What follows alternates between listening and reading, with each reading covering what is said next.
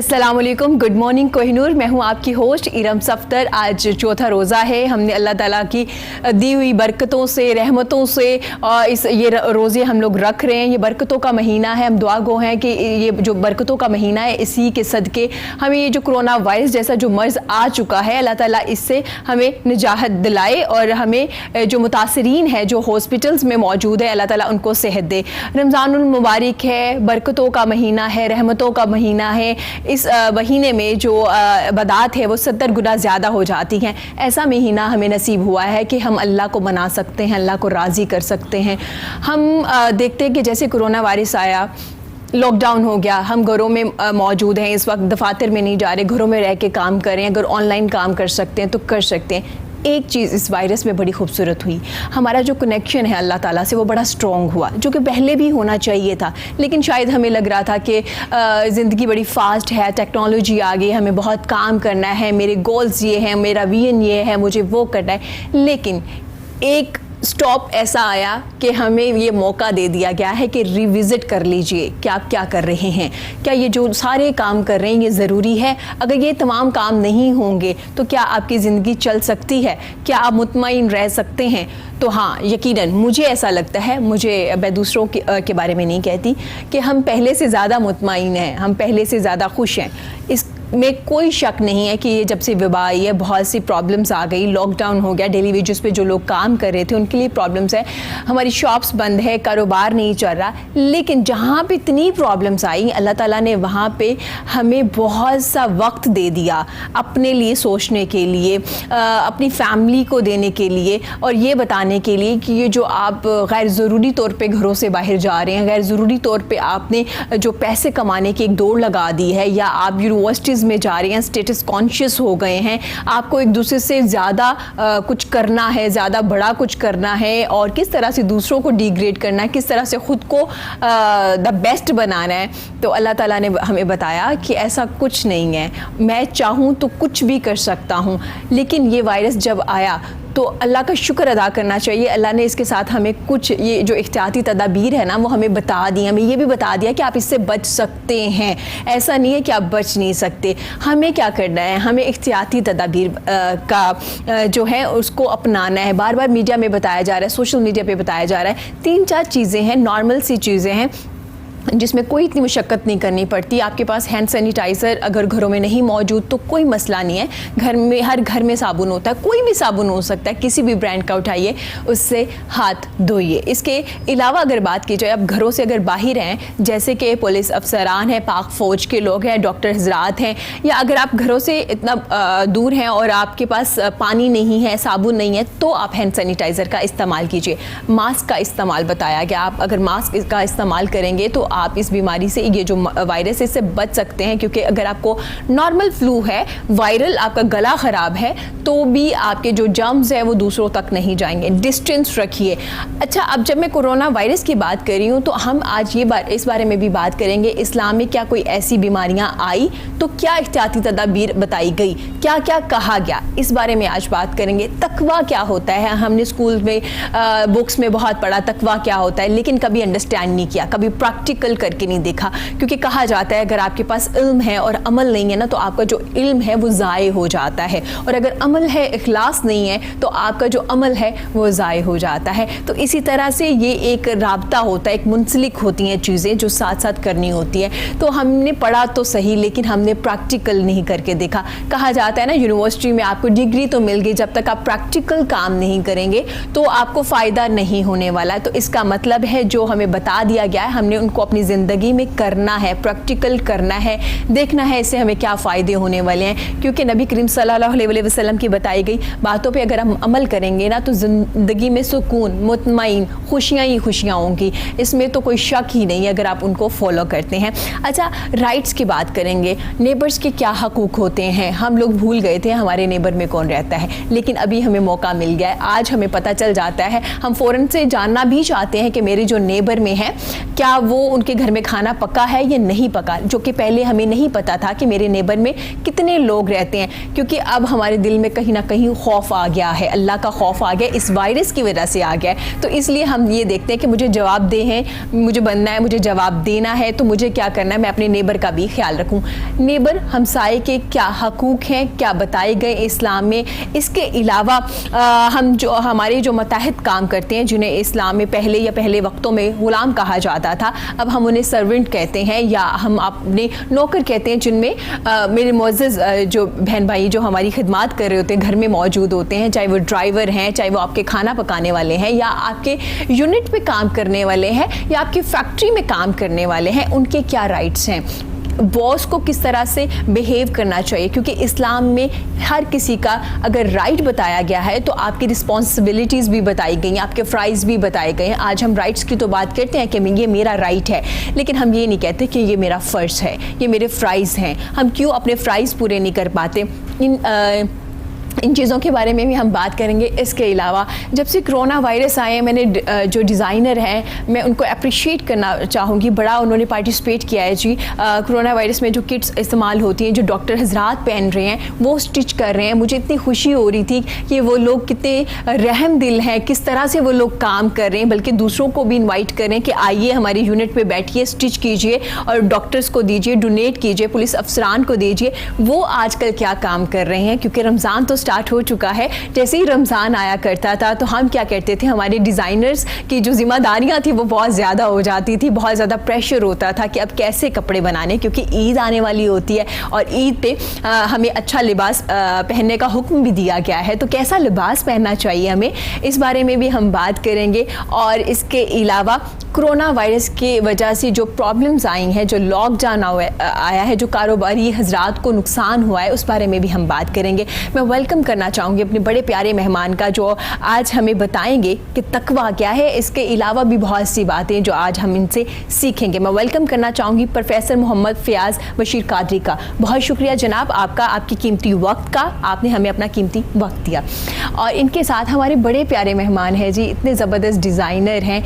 آپ کا رنگ کالا ہے, آپ گورے ہیں, آپ براؤن ہیں, کوئی فرق نہیں پڑتا. وہ کہتے ہیں اللہ تعالیٰ نے ہر انسان کو اتنا خوبصورت بنایا ہے, صرف آپ کو تھوڑا سا طریقہ ہونا چاہیے کہ آپ کو کون سے کلرز پہننے ہیں, آپ کو کس طرح سے کپڑے پہننے چاہیے. کیونکہ اسلام میں یہ کوئی کانسیپٹ نہیں ہے کہ خوبصورت جو لوگ ہوتے ہیں وہ گورے ہوتے ہیں, ایسا کچھ نہیں ہے. ہم نے کیا کرنا ہے, آج ہم نے ان سے سیکھنا ہے, کیونکہ کرونا وائرس بھی آ گیا, عید بھی آنے والی ہے, شاپس کھلی نہیں, ڈیزائنرز اگر کام کر بھی رہے ہیں آن لائن تو ان کے لیے بھی مشکل ہے, لیس والی شاپ نہیں ہے, کلر کرنے والی شاپ بند ہے. تو آج ہم ان سے پوچھیں گے کہ کون سے کپڑے پہننے چاہیے. عید بھی آنے والی ہے, خوبصورت دن ہوگا, اللہ کی یہ جو ہم نے عبادات کی ہوگی اس کے بعد میں ایک آپ کو انعام ملتا ہے نا, وہ والا دن ہوگا. اس دن آپ کو کیسے کپڑے پہننے چاہیے. میں ویلکم کرنا چاہوں گی اپنے بڑے پیارے مہمان کا, وارڈروب کنسلٹنٹ ہے حامد سعید صاحب. ویلکم ٹو دا شو سر, کیسے ہیں آپ؟ بہت اللہ کا شکر ہے اور بہت بہت شکریہ آپ نے دوبارہ مجھے انوائٹ کیا سر. بہت شکریہ. مجھے ایسے لگتا ہے جیسے جس لائک مائی ہوم, اتنی بار سر بالکل ایسا ہی ہے, اور ہم بھی اتنے خوش ہوتے ہیں کیونکہ ہم چاہتے ہیں, ہماری آڈینس چاہتی ہے کہ ہمیں بے شک شاپس بند ہیں لیکن ہمیں انفارمیشن ملتی رہے کہ ہم گھر بیٹھ کے کیا کیا کر سکتے ہیں. سر کیسا جا رہا ہے آپ کا رمضان؟ پہلے تو آپ کو بہت بہت مبارک ہو. جی خیر مبارک, آپ کو بھی بہت بہت مبارک ہو. دیکھیں رمضان جیسے آپ نے بڑی اچھی اوپننگ اسٹیٹمنٹ میں آپ نے کہا ہے کہ یہ ٹائم جو ہمیں ملا ہے یہ اللہ تعالیٰ نے ایک اسپیشل ہمیں ٹائم دیا ہے اللہ سے کنیکٹ کرنے کا, کیونکہ کافی وقت ہے گھر میں, وقت ہم جو اسپینڈ کر رہے ہیں. تو ریفلیکشن کے پوائنٹ آف ویو سے تو بے شمار چیزیں جن کے بارے میں نے سوچا ہے, بلکہ ٹائم اتنا ہے کہ آدمی اپنی پوری لائف کے بارے میں سوچ سکتا ہے. بالکل, کہ کہاں سے شروع ہوئی, کیا ہوا, کہاں پہنچا, کیا کھویا اور کیا پایا. تو اس میں جو ہے بے شمار چیزیں جو ہیں وہ ریئلائز کی کہ ایک تو یہ ہے کہ دین کے ساتھ, اللہ کے ساتھ جو کنیکشن تھا, جو ہونا چاہیے تھا, وہ نہیں ہوا. مجھے یاد ہے نیو یارک میں ایک بار میں نے اپنے ابو کو بلایا, تو ہم ایک جگہ ہے وہاں ویرزونا برج, بہت ہی ٹرینکوائل جگہ ہے, بہت ہی خوبصورت جگہ. یہ ایسی جگہ ہے جہاں پہ آپ بیٹھتے ہیں, شپس دیکھ سکتے ہیں جو ہرے آتے ہیں یورپ سے بھی اور مڈل ایسٹ سے بھی, یہ بحری جہاز جنہیں کہتے ہیں, اور وہ وہاں سے گزرتے ہیں. تو میں اپنے ابو کے ساتھ بیٹھا ہوا تھا, تو میں نے ان سے پوچھا, میں نے کہا ابو آپ کی زندگی میں سب سے بڑا ریگریٹ, افسوس کیا ہے؟ تو یہ میں نے کویشچن کر کے تو میں اب سوچ رہا ہوں کہ دیکھتا ہوں کہ وہ کیا جواب دیتے ہیں. اور میرے ذہن میں بے شمار چیزیں چل رہی ہیں کہ یہ کیا کہہ سکتے ہیں کہ شاید میں اتنا پڑھا لکھا نہیں, یا وہ یہ نہیں کر سکے, ہم وہ نہیں کر سکے. تو میرے ذہن میں وہ ہے, امی میری اس وقت بیچاری دنیا سے چلی گئی تھی, میں کہ شاید ان کے بارے میں کوئی بات کریں.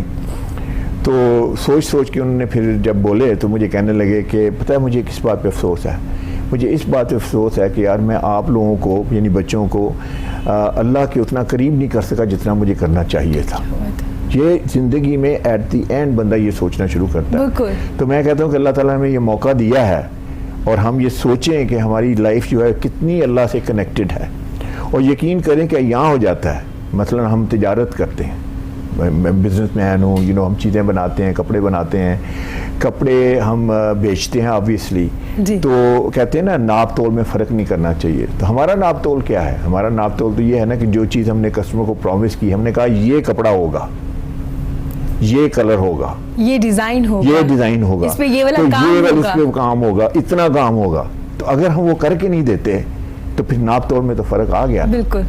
تو یہ چیزیں ریئلائز کی ہیں. پھر اس کے بعد موقع ملا ہے کہ جو ہمارا سٹاف ہے وہ ہم اس طرح کام نہیں کر سکتے, لیکن فون پہ بات ہوتی ہے تو ہم ان کے ساتھ بھی ساری ریویژن کی ہے کہ یار دیکھو آپ کے پاس ایک چیز بننے کے لیے آتی ہے, اس کے اوپر لکھا ہوا ہے کہ کسٹمر نے یہ کہا ہے, اس نے کہا پاکٹ نہیں لگانی تو آپ پاکٹ لگا دیتے ہیں, یا اس نے کہا کہ پاکٹ 2 لگانی ہے آپ 1 لگا دیتے ہیں. پھر آپ کہتے ہیں چلاؤ کر دو, کوئی بات نہیں, اس کو کون سا پتہ چلے گا. بالکل. تو دیکھیں وہ دیکھنے والا تو دیکھ رہا ہے نا, اللہ کو تو پتہ لگ جائے گا.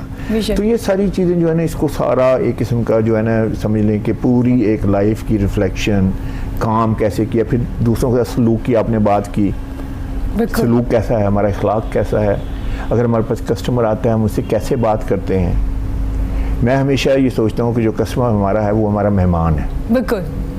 میں نے ہمیشہ جو ہے اپنے آؤٹ لیٹ پہ جب بھی آئے ہیں تو میں نے ساتھ میں کو کافی, کو تواضع, کو چائے, کو پانی, اور یقین کریں اپنے ذہن میں یہ سوچا ہے کہ یار یہ میرا مہمان ہے.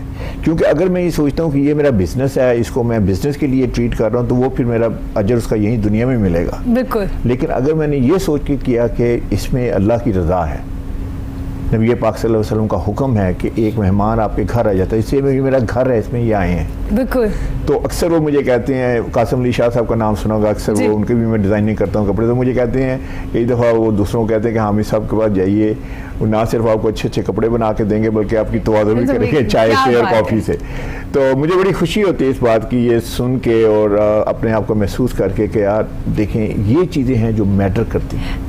حامد سعید صاحب, جیسے آپ نے ذکر کیا یہ چھوٹی چھوٹی چیزیں جنہیں شاید ہم اگنور کر دیتے, لیکن ہمیں نہیں پتہ چلتا ان چھوٹی جو چیزیں ان کا اجر کتنا زیادہ ہمیں مل جاتا ہے. کیونکہ اللہ تعالیٰ تو فوراً آپ سوچتے ہیں نا کچھ اچھا کرنے کا تو اللہ آپ کو اجر دینا شروع کر دیتا ہے کہ اس نے سوچا تو صحیح نا, یہ کرنے تو لگا ہے. تو یہ جو ہم ہیں جیسے آپ نے ذکر کیا, اگر آپ فار ایگزامپل نہ بھی پوچھیں اپنے کلائنٹ سے تو بھی وہ آپ سے کپڑے تو بنوا ہی لیں گے نا, کیونکہ انہیں پتہ ہے کہ آپ کوالٹی میں فرق نہیں کریں گے, پرائس بڑی مناسب ہوگی تو بھی لیں گے. لیکن جو آپ یہ مہمان نوازی کرتے ہیں نا, یہ اللہ تعالیٰ کی بہت بڑی بلیسنگ ہے, اور اللہ تعالیٰ بہت کم لوگ ایسے سلیکٹ کرتے ہیں. اور ہم نے دیکھا ہے بہت بڑے بڑے ڈیزائنرز بھی ہیں جو صرف پیسے کی حد تک ہی آپ کے ساتھ رابطہ رکھتے ہیں جب تک آپ ان سے کپڑے لیں. جناب محترم ہمارے ساتھ موجود ہیں.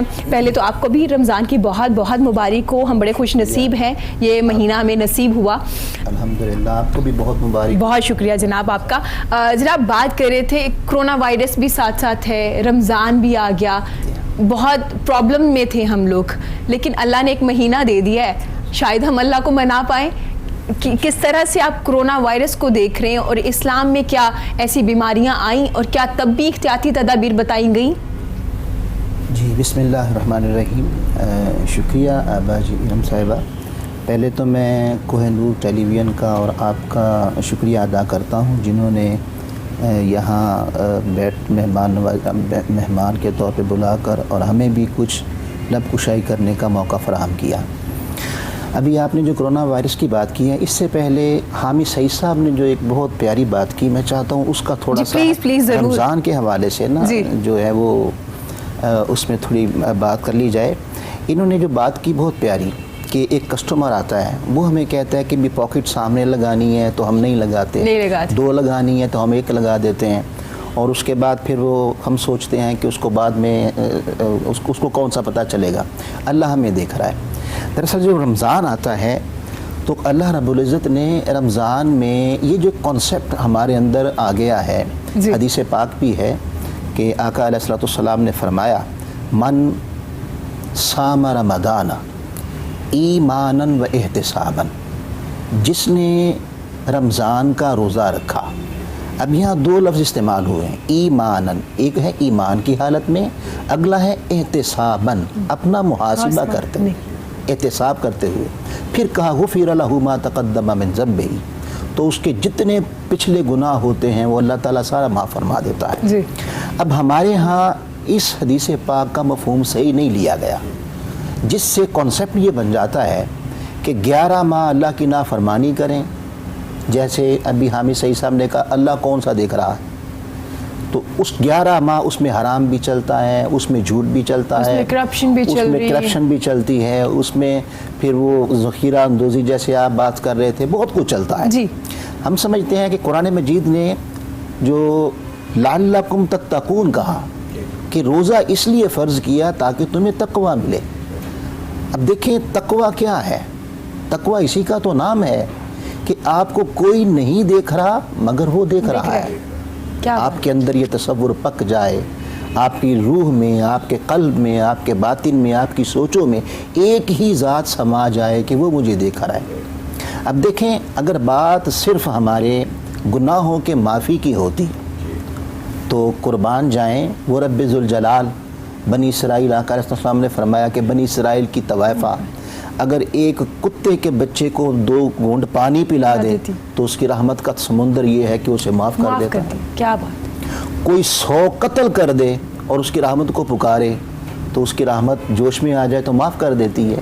تو بات معافی کی نہیں ہے رمضان میں، بات تربیت کی ہے. تربیت کی بات یہ ہے کہ تقوی. اب دیکھیں نا آپ نے روزہ کیا رکھا، اگر خالی معافی اس نے دینی تھی تو اللہ پاک کہہ دیتا چلو بھئی تم میرے محبوب کے غلام ہو.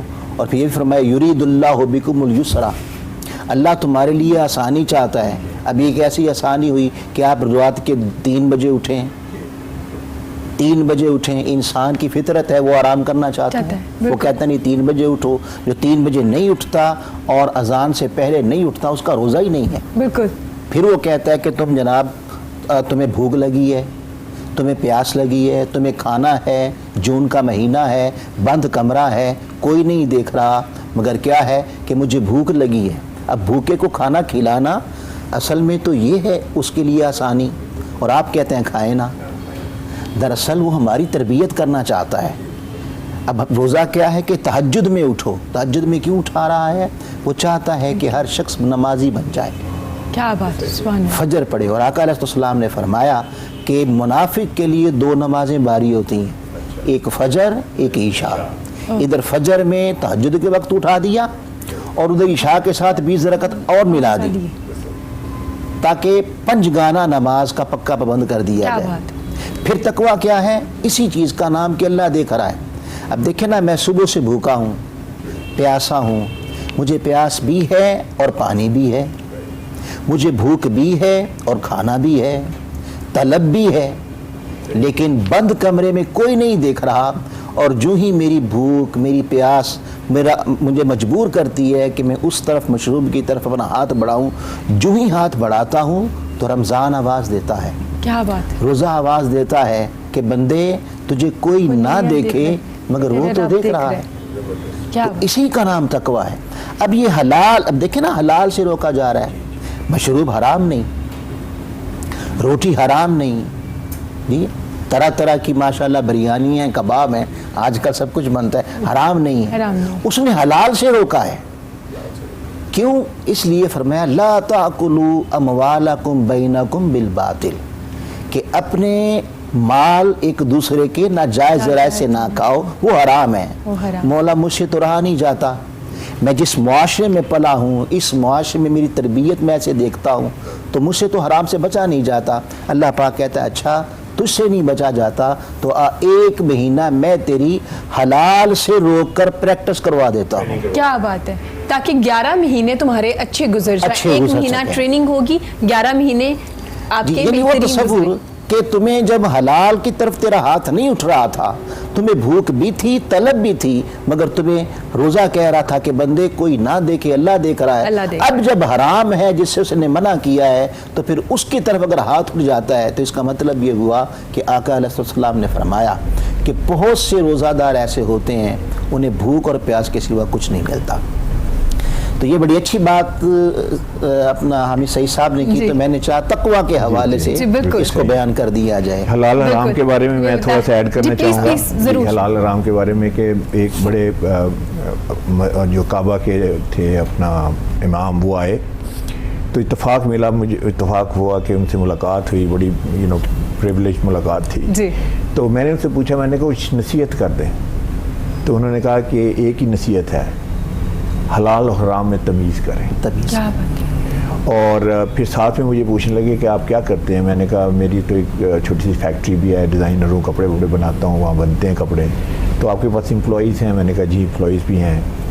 تو کہنے لگے کہ اب آپ کو پتہ ہے کہ امپلائیز جو ہیں موسٹلی پورا اپنا کام نہیں کرتے، اگر 8 گھنٹے کا کام ہے تو 8 گھنٹے کا کام نہیں کرتے۔ تو وہ کہتے ہیں دینی پوائنٹ آف ویو سے جو بندہ 8 گھنٹے کے پیسے لیتا ہے اور 8 گھنٹے کا کام نہیں کرتا تو وہ اس کی روزی حلال نہیں رہتی، یہ مجھے وہ بتانے لگے۔ تو میں نے کہا سر ٹھیک کہہ رہے ہیں آپ، لیکن ہم نے کبھی اس پوائنٹ آف ویو سے زیادہ سوچا نہیں ہے۔ تو کہنے لگے دیکھیں آپ ایک بات کا خیال رکھیں کہ آپ کو پتہ ہے کہ آپ کے اپنے امپلائیز جو ہیں وہ 8 گھنٹے کا کام نہیں کر رہے، اس کا مطلب ان کی روزی حلال کی نہیں ہے، لیکن آپ ایک کام کر سکتے ہیں ایز اے تاجر، ایز اے بزنس مین، جو نہ صرف ان کی جو ہے جان بخشی بھی ہو جائے گی اور آپ کے لیے جنت میں گھر بھی بن جائے گا۔ تو میں نے کہا بتائیے؟ تو کہنے لگے جب اپنے تنخواہ دینا تو آپ ان سے یہ کہ اپنے مائنڈ میں یہ کہیں کہ میں نے ان کو معاف کر دیا۔ کیا بات ہے! تو ان کی روزی جتنی ہوگی وہ حلال ہو جائے گی، ان کی روزی حلال ہو جائے گی، اور آپ کے لیے اللہ تعالیٰ ایک آسانیاں کر دے گا جنت میں جانے کے لیے، ایک اسپیشل آپ کے لیے ایک محل کھڑا کیا جائے گا اگر آپ یہ یعنی ان کی ساری روزی آپ نے حلال کر دی۔ کیا بات ہے! تو یہ ہے حلال اور حرام کی تمیز جس کو ہمیں ڈیفینیٹلی جی انسان میں اور جانور میں اسی بات کا تو فرق ہے نا کہ اللہ نے ان جانور کو شعور نہیں دیا، انسان کو شعور دیا ہے۔ پھر جیسے آپ نے حلال حرام کی بات کی تو ہم نبی پاک صلی اللہ علیہ وسلم نے فرمایا ایک لقمہ ناجائز حرام کا اگر حلق سے اتر جائے 40 دن کی عبادت کو جلا کے راکھ کر دیتا۔ اب آپ دیکھیں باجی کہ کدھر گئی پنجگانہ نماز، کدھر گئے 30 روزے، بالکل صحیح کہہ رہے ہیں، کدھر گئے آپ کی قرآن کی تلاوت، کدھر گئی آپ کی تسبیحات نوافل، کدھر گیا آپ کا حج؟ ایک لقمے نے اتنی تباہی مچا دی کہ اس نے جو کچھ تھا جلا کے راکھ کر ڈالا۔ اب وہ سارا کچھ اگر جلا کے راکھ کر ڈالا ہے تو پھر اس کے بعد آپ کے پاس کمائی کیا رہ جاتی؟ کچھ بھی نہیں رہ گیا، کچھ بھی نہیں رہ جاتا۔ تو یہ تو حلال حرام یہ ہے، یہ انسان کے لیے تمیز ہے، جانور اور انسان کا فرق ہی یہ ہے۔ ٹھیک ہو گیا پروفیسر صاحب، یہاں پہ میں سوال ایک کرنا چاہوں گی کیونکہ آپ حلال اور حرام کی تمیز کے بارے میں بتا رہے ہیں، کیسے فرق کر سکتے ہیں۔ اگر فار ایگزامپل میں نے یہ ایک بک بائی کی ہے خود 30 روپے کی، اب میں اس کو بیچنا چاہ رہی ہوں اپنی شاپ پہ یا اپنی فیکٹری میں یا کسی بھی جگہ پہ، اب مجھے کتنے % پروفٹ رکھنا چاہیے؟ یا مجھے اگر یہ لگ رہا ہے کہ جو میرے کلائنٹ ہیں یا جو خریدار ہیں وہ اچھے خاصے ریچ ہیں اور وہ اس کو 100 روپے کی یا 200 روپے کی خرید سکتے ہیں، تو کیا میں بیچ سکتی ہوں؟ اپنی مرضی سے پروفٹ رکھیں یا ایک فکس کر دیا گیا ہے پروفٹ کے کتنے % آپ ایک چیز میں پروفٹ لے سکتے ہیں؟ جی ارم باجی آپ نے بہت ہی اہم اور ایک ہمارے معاشرتی جو ہے ہمارے معاشرے میں ایک چل رہا ہے اس کے متعلق سوال کیا، میں اپریشیٹ کروں گا اس کو اس پر آپ کو۔ اس میں یہ ہے کہ ہمارا معاشرہ صرف سود کی طرف اتنا سمجھتا ہے کہ شاید وہ حرام ہے، وہ حرام ہے، اس میں آ کے سوالات جواب کرتے ہیں۔ حالانکہ قرآن مجید نے جہاں سود کو حرام کہا ہے وہاں فرمایا، جو میں نے پہلے عرض کیا آیت مبارکہ پڑھی، فرمایا لا تأکلوا اموالکم بالباطل، ان ناجائز باطل ذرائع سے نہ دوسروں کے مال کماؤ۔ اس میں صرف سود نہیں آتا، منافع خوری، اس میں منافع خوری بھی آتی ہے، اس میں ذخیرہ اندوزی بھی آتی ہے۔ اب آپ اپنے ملک کا حال دیکھ لیں، جیسے آپ کہہ رہے ہیں اپنے ملک کا حال دیکھ لیں کہ جو ہی رمضان ابھی طلوع نہیں ہوا تو ریٹ اور ہوتے ہیں، اور جو ہی رمضان طلوع ہو جاتا ہے تو آپ والا سوال پھر وہ اس کے کئی گنا اس کو ملٹی پلائی کر دیتے ہیں۔ تو یہ بھی ایک حرام کا ذریعہ ہے۔ اب آپ نے جو کوشچن کیا کہ شریعت ہمیں کہاں تک کی اجازت دیتی ہے، تو شریعت کہتی ہے کہ آپ کی کوئی چیز آپ خریدنے جاتے ہیں، ظاہر ہے حامد سعید صاحب کو اس کا زیادہ تجربہ ہوگا، تاجر بھی ہیں ساتھ، اب یہ لینے گئے نا ایک چیز، تو بازار گئے تو ان کا پیٹرول بھی خرچ ہوگا، ٹھیک ہے، ان کی پیٹرول کا خرچہ بھی اس کے اندر آ جائے گا، پھر انہوں نے جتنے کی چیز پرچیز کی ٹھیک ہے، وہ سارا خرچہ نکال کے اپنی دکان تک لانے کے لیے اس کو کاؤنٹ کرنا چاہیے، صحیح، اب وہ کاؤنٹ کر کے اس کے بعد بہترین جو منافع جو اللہ اور اس کے رسول کا پسندیدہ ہے وہ اس کا یہ ہے کہ اس کا آپ من چوتھائی حصہ لیں، ٹھیک ہے، اچھا اگر آپ مثلا 1 روپے کی چیز آ گئی ہے تو آپ 1.25 کی بیچیں، ٹھیک ہے، 1.25 روپے کی بیچیں، یہ بہترین پسندیدہ ہے، ٹھیک ہے، سارے ایکسپینس ڈالنے کے بعد آنے جانے کے، اگر لائٹ جا رہی ہے یا ہر چیز جا رہی ہے، سارے ایکسپینس کرنے کے بعد اس کے بعد 1/4 یا 1/3 1/4 آپ پروفٹ لے سکتے ہیں، پروفٹ لے سکتے ہیں، میں یہ کہہ رہا ہوں لے سکتے نہیں ہیں، یہ آسن ہے، اچھا ٹھیک ہے، یہ سب سے اچھا ہے، یہ سب سے اچھا ہے، پسندیدہ ہے، اور جسے ہم تقویٰ بولتے ہیں نا یہ اس کے قریب تر ہے کہ آپ اتنا لیں۔ اب دیکھیں نا اتنا خریدنے میں کسی کو بھی دشواری نہیں ہوگی اور اللہ تعالیٰ آپ کے رزق میں برکت دے دے گا، بالکل صحیح۔ کیا بات ہے، میں یہاں یہ حدیث بھی کوٹ کرنا چاہوں گا، آقا نے فرمایا، آپ نے میزان کی بھی بات کی، تول کی، آقا علیہ السلام نے فرمایا کہ جب تمہارے پاس کوئی گاہک آ جاتا ہے تو تکڑی کا پلڑا جھکتا ہوا دو، بالکل صحیح، جھکتا ہوا مراد تھوڑا سا زیادہ دے دو، آپ نے فرمایا اس سے کیا ہوگا، میں اس سے تمہارے گاہک خوش ہو جائے گا، اور اگلا جملہ آپ نے فرمایا اس سے تمہیں برکت ملے گی، کمی نہیں ہوگی، کیا بات ہے۔ اب جب اللہ کے رسول کا فرمان آ گیا کہ کمی نہیں ہوگی تو اس کا مطلب یہ ہے کہ کمی نہیں ہوگی، یہ ہمارا یقین ہے۔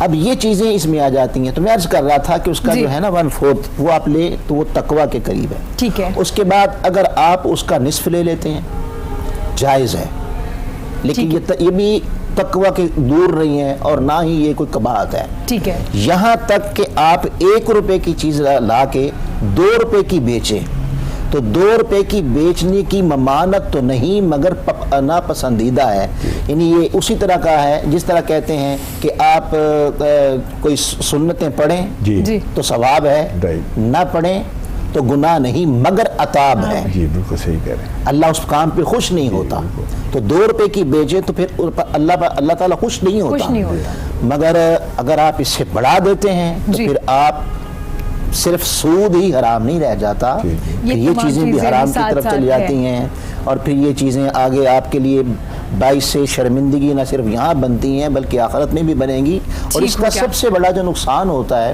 اب میں آپ کو بتاؤں وہ یہ ہے کہ دیکھیں نا جس والدین نے اپنی اولاد کو صرف حرام کھلایا، دھوکہ دیا، ہمارے معاشرے کا جو کاروباری طبقہ ہے یہ بہتر جانتے ہیں ہم صحیح صاحب کہ ہمارے ہاں ایک یہ لفظ مشہور ہو چکا ہے کہ دھوکہ نہیں دیں گے تو کمائیں گے کیسے، بالکل صحیح ہے، ٹھیک ہے، جھوٹ نہیں بولیں گے تو کمائی کیسے آئے گی، کمائی کیسے ہوگی، بھئی بابا اگر جھوٹ نہ بولنے سے ہی جھوٹ بولنے سے ہی کمائی ہوتی ہے تو اللہ کے پیارے نبی کبھی تاجر نہ ہوتے، بالکل صحیح، صدیق اکبر رضی اللہ عنہ کبھی تاجر نہ ہوتے، عمر فاروق عثمان غنی علی بڑے بڑے اسلاف تاجر نہ ہوتے، تو یہ ایک وہ جھوٹ ہے جسے ہم نے اپنے اندر اس کے ساتھ کمپرومائز کر رکھا ہے، ٹھیک ہو کیا، ایک ایسا دھوکہ ہے۔ اس کا مطلب ہے کہ سر پروفیسر صاحب پھر بعد میں ہم کیوں یہ گلا کرتے ہیں کہ میری روزی میں برکت نہیں ہے، میرا کام نہیں چل رہا، اتنا ارن کر رہے ہیں، کچن میں ہر چیز موجود ہے، اس کے باوجود گھر میں برکت نہیں ہے، اگر اس کی روٹ آپ دیکھیں کہ پرابلم کہاں پہ آ رہی ہے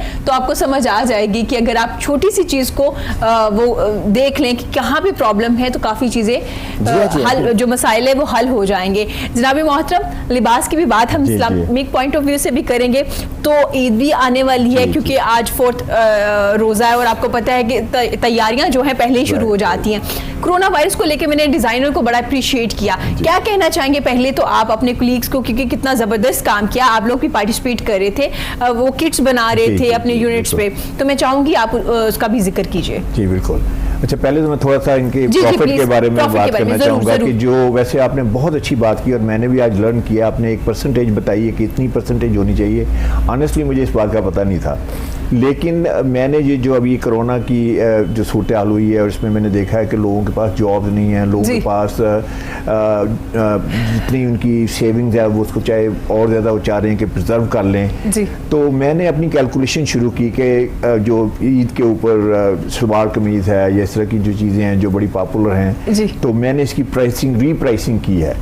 تو ری پرائسنگ کر کے میں نے یہی جو اپنے 25% والا کہا نا, تو میں حالانکہ مجھے نہیں پتا تھا, مجھے بڑی خوشی ہوئی سن کے کہ جو ہے میں نے اس کو اپلائی کیا ہے. تو کرنے کا میں نے اس میں جو سارا تھا وہ جو اس کی ایکسپینس نکال کے, تو میں نے کہا 25% اگر ہو تو وہ بہت ہی ایک ریزنیبل جو ہے وہ پروفٹ ہے. لیکن انفارچونیٹلی جو دیکھنے میں آتا ہے اور جو بکس میں پڑھایا جاتا ہے, میں نے MBA بھی کیا ہوا ہے, تو سر یہ جو دنیا ہے یہ چل رہی ہے 200-300% پروفٹ کے اوپر. بالکل. تو جس کی وجہ سے دیکھیں بے شمار چیزیں لوگوں کے آؤٹ آف ریچ ہو جاتی ہیں, اور وہ جو کہتے ہیں نا کہ اللہ نے کہا کہ تم اتنا کچھ دیا ہے تو تم پھیلاؤ اور اس سے لوگوں کو فائدہ پہنچے, تو کم لوگوں کو فائدہ پہنچتا ہے. دوسرا آپ نے وہ جو مثال دے رہی تھی نا, ابھی آپ کی سوری بات کاٹ رہا ہوں, جو آپ نے کہا نا 200 اور 300 یہ کرونے بھی تو آ رہے ہیں نا. Right exact. کبھی کرونا آ رہا ہے تو کبھی جناب وہ ڈینگی آ رہا ہے, تو اس طرح اللہ کا عذاب بھی آ رہا ہے نا اس پر. اور دوسرا یہ ہے, اگلی بات میں ذرا, چونکہ آپ نے اپنی بات کی ہے, آپ اپنے معاشرے میں بھی دیکھیں, جو اتنا منافع لے گا کماتا وہ بھی اس سے زیادہ کمائے گا. وجہ کیا ہوگا, اس کا گاہک زیادہ ہوتا ہے. ایگزیکٹلی, اس کی کوانٹٹی زیادہ ہے. جی ہاں, پرسنٹیج وہیں چلی جاتی ہے. بالکل. بلکہ یہی میں نے نوٹ کیا کہ وہ آپ زیادہ لوگوں کو ریچ آؤٹ کر سکتے ہیں, آپ زیادہ لوگ افورڈ کر سکتے ہیں, تو آپ کا actually you can make more profit than you are making it previously. جی ہاں, اللہ راضی, عوام راضی, اور رزق بڑھ جائے گا, بھی زیادہ ہو جائے گا. اچھا, ایک اور چیز میں نے اسی میں تجارت میں تھوڑی سی مینشن کر دوں. موسٹلی لوگ کیا کرتے ہیں جن کی فکس پرائسز نہیں ہیں, وہ دیکھتے ہیں گاہک کیسا ہے, سائز اپ کرتے ہیں اس کو, اوپر سے نیچے دیکھتے ہیں, گاڑی میں آیا ہے, رکشے میں آیا ہے, موٹر سائیکل پہ آیا ہے, کیسے آیا ہے, اس کے حساب سے قیمت لگاتے ہیں. تو یہ بھی آئی تھنک کہ بہت ہی ایک جو ہے نا صاحب, یہ میں نے دیکھا ہے, خود دیکھا ہے میں نے, اس لیے یہ مثال دی اپنے دیکھے ہوئے ارد گرد کے لوگوں میں, کہ جب آپ جاتے ہیں اور آپ بتاتے ہیں نا کہ آپ فلاں ہیں, اس کے بعد ان کی جو پرائس ہوگی وہ بہت زیادہ ہو جائے گی. اکثر ہمارے گھر والے کیا کرتے ہیں, ہمارے ارد گرد کے لوگ بھی فروٹس لے رہے ہو, کچھ لے رہے ہو, کہہ رہے گاڑی پیچھے کھڑی کر دو, اس کے سامنے کھڑی کریں گے تو پرائس آپ سے زیادہ لے لے گا. تو وہ صرف اس وجہ سے کر رہے ہوتے ہیں. میرے پاس بھی جو لوگ آتے ہیں, انہیں پتا ہے کہ میں ڈیزائنر ہوں, میں امریکہ سے آیا ہوں, تو وہ سوچتے ہیں کہ یار کہیں بہت زیادہ پرائس تو نہیں کر دیں گے. تو میں انہیں کہتا ہوں کہ بھائی آپ تسلی سے بیٹھیے, میں آپ کو بتاؤں کہ ہماری فکس پرائسز ہیں. ویسے بھی دیکھیں اصول ہے ایک بزنس کرنے کا, جب آپ ایک فکس پرائس کر دیتے ہیں نا, آپ اس کا مطلب ہے کہ آپ سائز اپ نہیں کرتے لوگوں کو. آپ یہ نہیں دیکھتے کہ امیر ہے تو اس کو زیادہ چارج کر لو, یہ زیادہ لگ رہا ہے, غریب ہے تو اس کو, تو ایک ایکویلٹی آ جاتی ہے. اسی طرح یہ آپ نے جو بات شروع کی کہ ایک کاپی لینے کے جاتے ہیں یا ایک کتاب لینے کے جاتے ہیں, تو یہ ساری چیزیں جو ہیں یہ ہے کہ اگر آپ میرے خیال میں فکس پرائسز کر لیں, اور جتنی بھی فکس پرائسز والی شاپس ہیں لوگ میں سے بھی زیادہ کمفرٹیبل فیل کرتے ہیں. پتا تھا کہ یار سب کے لیے فکس پرائس ہے. تو لباس کے بارے میں تو بات پہلے تو میں دینی پوائنٹ آف ویو سے بات کروں گا. سر لباس اچھا پہننا چاہیے, صاف ستھرا پہننا چاہیے, صفائی کا بھی ہمیں کہا گیا ہے. تو میں چاہوں گی پہلے آپ لباس کے بارے میں بات کریں, پھر جناب سے رائے لیں گے. جی, لباس کے بارے میں پھر ہمارے 2 کوسچن بن جاتے ہیں. جی ٹھیک ہے. جیسے ابھی باجی ارم نے کہا کہ اچھا پہننا چاہیے, اور دوسرا یہ ہے کہ ہمارا سطر کیا ہونا چاہیے, کس قسم کا لباس ہونا چاہیے. تو اس پر سب سے پہلی بات یہ ہے کہ لباس اچھا پہننا چاہیے. جی, ہمیں دیکھیں نا, عیدین ہیں, عید آ جاتی ہے, تو ہمیں شریعت کہتی ہے کہ آپ نیا لباس پہنیں. بالکل. اور اگر آپ کے پاس نیا نہیں ہے تو آپ کیا کریں, جو آپ کے پاس پرانا پڑا اسے دھو کر نیا کرنے کی کوشش کریں. آپ کے لباس اچھا ہونا چاہیے. ایک شخص تھے, تو اچھا وہ تاجر تھا اور اچھا مالدار تھا. انہیں حضرت عمر نے دیکھا, تو اس کے کپڑے میلے تھے اور وہ مسجد میں نماز پڑھ رہا تھا. اسے بلایا, اس سے پوچھا کیا تیرے پاس مال نہیں ہے؟ اس نے کہا جی میرے پاس تو بڑے باغات ہیں اور میں تو بڑا امیر ہوں. تو آپ نے فرمایا کہ وہ امارت جو تیرے پاس ہے تیرے جسم پہ نظر آنی چاہیے. کیا بات ہے, جسم پہ نظر آنی چاہیے. پھر یہ جو ہمارے ہاں ایک تصور لے لیا گیا ہے کہ کہ لباس جو ہے یہ گندا بھی ہو تو دل گندا ہو، یہ کانسیپٹ لیا گیا ہے صوفیہ کے کلام لے کر ہم اپنے اوپر کر لیتے ہیں. اچھا معذرت کے ساتھ یہاں پہ ایک سر جیسے آپ نے گندے لباس کی بات کی، کچھ یہ بھی کہتے ہیں بڑا عاجز سا بندہ ہے نا، دیکھو اس کو کوئی فرق نہیں پڑتا، اچھا لباس ہے یعنی وہ تو ایسے ہی آ جاتا ہے، یہ بھی مثال دی جاتی ہے. جی ہاں، یعنی آپ یہ کہنا چاہتے ہیں کہ ایک بندہ ارب پتی ہے. ہاں جی. تو اس نے بہت وہ اپنے آپ کے اپنے اوپر کوئی جس کو لفظ بولتے ہیں لش پش نہیں کی. ہاں جی. اور بڑا سادگی میں رہتا ہے. سادگی میں اللہ کی پسندیدگی ہے، وہ تقویٰ میں آتی ہے. ٹھیک ہے. اور تقویٰ ہر ایک کے لیے ضروری نہیں ہوتا. ٹھیک ہے. ایک ہے جائز ناجائز، شریعت کا حکم. تقویٰ جو ہوتا ہے وہ اگلی منزل ہے. ٹھیک ہے. وہ لوگ اللہ کے قریب چلے جاتے ہیں، انہیں اللہ تعالیٰ یعنی یوں ہی کہہ لیں کہ ہم اللہ کو راضی کرتے ہیں. جب بندہ اس سطح پہ چلا جاتا ہے تو پھر اللہ ان کی رضا کی طرف آ جاتا ہے نا. تو اس میں یہ ہے کہ یہ مزاج ہیں، تقویٰ کے ساتھ اس کا تعلق ہوتا ہے. لیکن سادگی کو لوگ مس یوز بھی کرتے ہیں. ہاں جی، سادگی کو مس یوز. میں ایسے ہے کہ جس شلوار قمیض میں سوئے اسی میں اٹھ گئے اور اس کے بعد جناب منہ کو دو چھٹے مارے، اس کے بعد تھوڑا سا عطر لگایا اور جب میٹنگ میں چلے گئے تو کسی نے کہا سر آپ ایسے، تو کہ وہ میں تو سادہ سا بندہ ہوں. ہاں جی. تو سر یہ بھی جو ہے غلط کانسیپٹ نہیں ہے. اور اگر اللہ نے آپ کو دیا ہے تو آپ صاحب حیثیت بھی ہے تو آپ افورڈ کر سکتے ہو، اور آپ کو شوق بھی اکثر لوگوں کو ہوتا ہے، نیچر میں ہوتا ہے کہ میرا دل کرتا ہے کہ میں بہت اچھا لباس پہنوں. تو اس بارے میں بھی ہمیں بتا دیجیے. جی آپ نے جو بات کی ہے نا سادگی میں چلے جاتے ہیں، ہمارے ہاں بہت بڑی تباہی ہو چکی ہے. جی. اور ابھی جو باجی ارم کر رہی ہیں نا بات، یہ کورونا کی جو بات ابھی چھیڑی ہے، میں سمجھتا ہوں کہ یہ عذاب ہے اور یہ عذاب ہمارے اعمال کی سزا ہے. اچھا سر یہ بتائیے کہ عذاب ہے یا آزمائش ہے؟ دیکھیے عذاب اور آزمائش میں کیا فرق ہے؟ عذاب اور آزمائش، جی یہ آپ نے ایک اچھا کوشچن کر دیا. دیکھیے عذاب اگر آپ کو تکلیف ہے، کوئی بھی تکلیف ہے، ٹھیک، وہ تکلیف اگر آپ کو اللہ کا قرب دے تو وہ آزمائش ہے. ٹھیک ہے. اور اگر اللہ سے دور کر دے تو وہ عذاب ہے. صحیح ہے. وہ جسٹ یہ ہے. ٹھیک ہے. اب اس میں یہ ہے کہ پہلی امتوں پر عذاب آتے تھے تو انہیں بندروں کی شکل میں تبدیل کیا جاتا تھا، ان کے اعمال برے تھے، بلکہ یہاں تک تھا کہ کوئی ایک جرم وہ کرتے تھے. اب قوم مدین جو تھی، شعیب علیہ السلام کی قوم، وہی جو آپ نے بات کی، وہ ناپ تو میں کلمی کر دی تھی. جی بالکل صحیح. تو ان پر عذاب آ گیا، وہ اللہ پاک نے مٹا دیے. اب اللہ پاک نے جب مٹا دیے تو یہ پہلے سابقہ امتوں پر عذاب کی صورتیں یہ ہوتی تھی. جی. اب میں آپ کو تھوڑا سا وقت دیں تو چونکہ آپ نے یہ بات کر لی ہے تو پھر اس میں جب آقا علیہ السلام کی ولادت ہو گئی اور آپ یہاں آ گئے، آپ نے اعلان نبوت کر دیا، صحابہ کرام چند حضور علیہ السلام پر ایمان لے آئے. اب قرآن مجید سورہ انفال کہتی ہے، اب وہ کیا کرتے، نبی پاک صلی اللہ علیہ وسلم نماز پڑھ کے مسجد نبوی سے آ رہے ہیں یا کسی کام سے آ رہے ہیں اور آپ کے ساتھ صحابہ ہوتے. اب قرآن کہتا ہے کہ یہودیوں کے اور اہل کتاب کے بڑے بڑے اجل علماء، اب دیکھیں نا یہ حضور علیہ السلام گزر رہے ہیں سامنے سے اور ساتھ ان کے صحابہ گزر رہے ہیں، وہ کیا کرتے، انہیں دیکھ کر جیسے کسی کو طنز کرنا ہوتا ہے، جیسے کسی کا مذاق اڑانا ہوتا ہے تو کھڑے ہو جاتے اور آقا علیہ السلام کو دیکھ کر یوں ہاتھ اٹھا لیتے. قرآن کہتا ہے، وہ کہتے اذ قال اللہم ان کان ھذا ھو الحق من عندک. بلند آواز سے کہتے ہیں، اے اللہ اگر یہ جو محمد جا رہے ہیں صلی اللہ علیہ وسلم، اگر یہ واقعی تیری طرف سے سچا رسول ہے اور قرآن واقعی تیرا کلام ہے اور اسلام واقعی اگر تیرا دین ہے تو ہم نے نہیں مانا، ہم نے اس کا انکار کر دیا، قرآن کا بھی اسلام کا بھی انکار کر دیا. اب ہم نے سابقہ کتابوں میں تو یہی پڑھا ہے کہ جس قوم نے بھی تیرے نبی کا انکار کیا، کسی پر تو نے پتھروں کی بارش کی، کسی پر طوفان نوح آ گیا، کوئی خطہ زمین اوج سریا پر اٹھا کر تو نے دے مارا اور عذاب کی نظر کر دیا. اب حضور علیہ السلام کو طنز کرنے کے لیے وہ کہتے کہ اگر یہ سچا ہے، اگر یہ سچا ہے تو ہم تو نہیں مانے، فَأَمْطِرْ عَلَيْنَا حِجَارَةً مِّنَ السَّمَاءِ، اب آسمانوں سے پتھروں کی بارش کر دے، اب ائتنا بعذاب علیم، یا کوئی دردناک عذاب بھیج دے. اب آقا علیہ السلام چونکہ سراپا رحمت للعالمین تھے، وہ ان کی اس طرح کی بےہودہ قسم کی باتیں سن کے قلب اطہر پر ملال آ جاتا. اب جب ملال آتا تو اللہ تعالیٰ کو اتنا بھی قبول نہیں تھا کہ میرے محبوب کے سینے میں اتنا بھی غم آئے. تو اللہ پاک نے فرمایا میرے محبوب پہلے ایک گناہ کرتے تھے، ایک قوم کم تولتی تو میں عذاب بھیجتا. کوئی بے حیائی میں جاتی میں عذاب بھیجتا. اب یہ سارے مل کے کر رہے ہیں, وہ سارے کام کر رہے ہیں, عذاب نہیں آ رہا, تو 2 وجہیں بیان فرمائیں. کون سی 2 وجہ؟ پہلی وجہ فرمایا ما کان اللہ لیعذبہم وانت فیہم, کہ اے پیارے چونکہ اب تو ان میں ہے, انکا بِآیُنِنَا, اب میں ان کے گناہ نہیں دیکھتا, میں تو تجھے بس دیکھتا رہتا ہوں.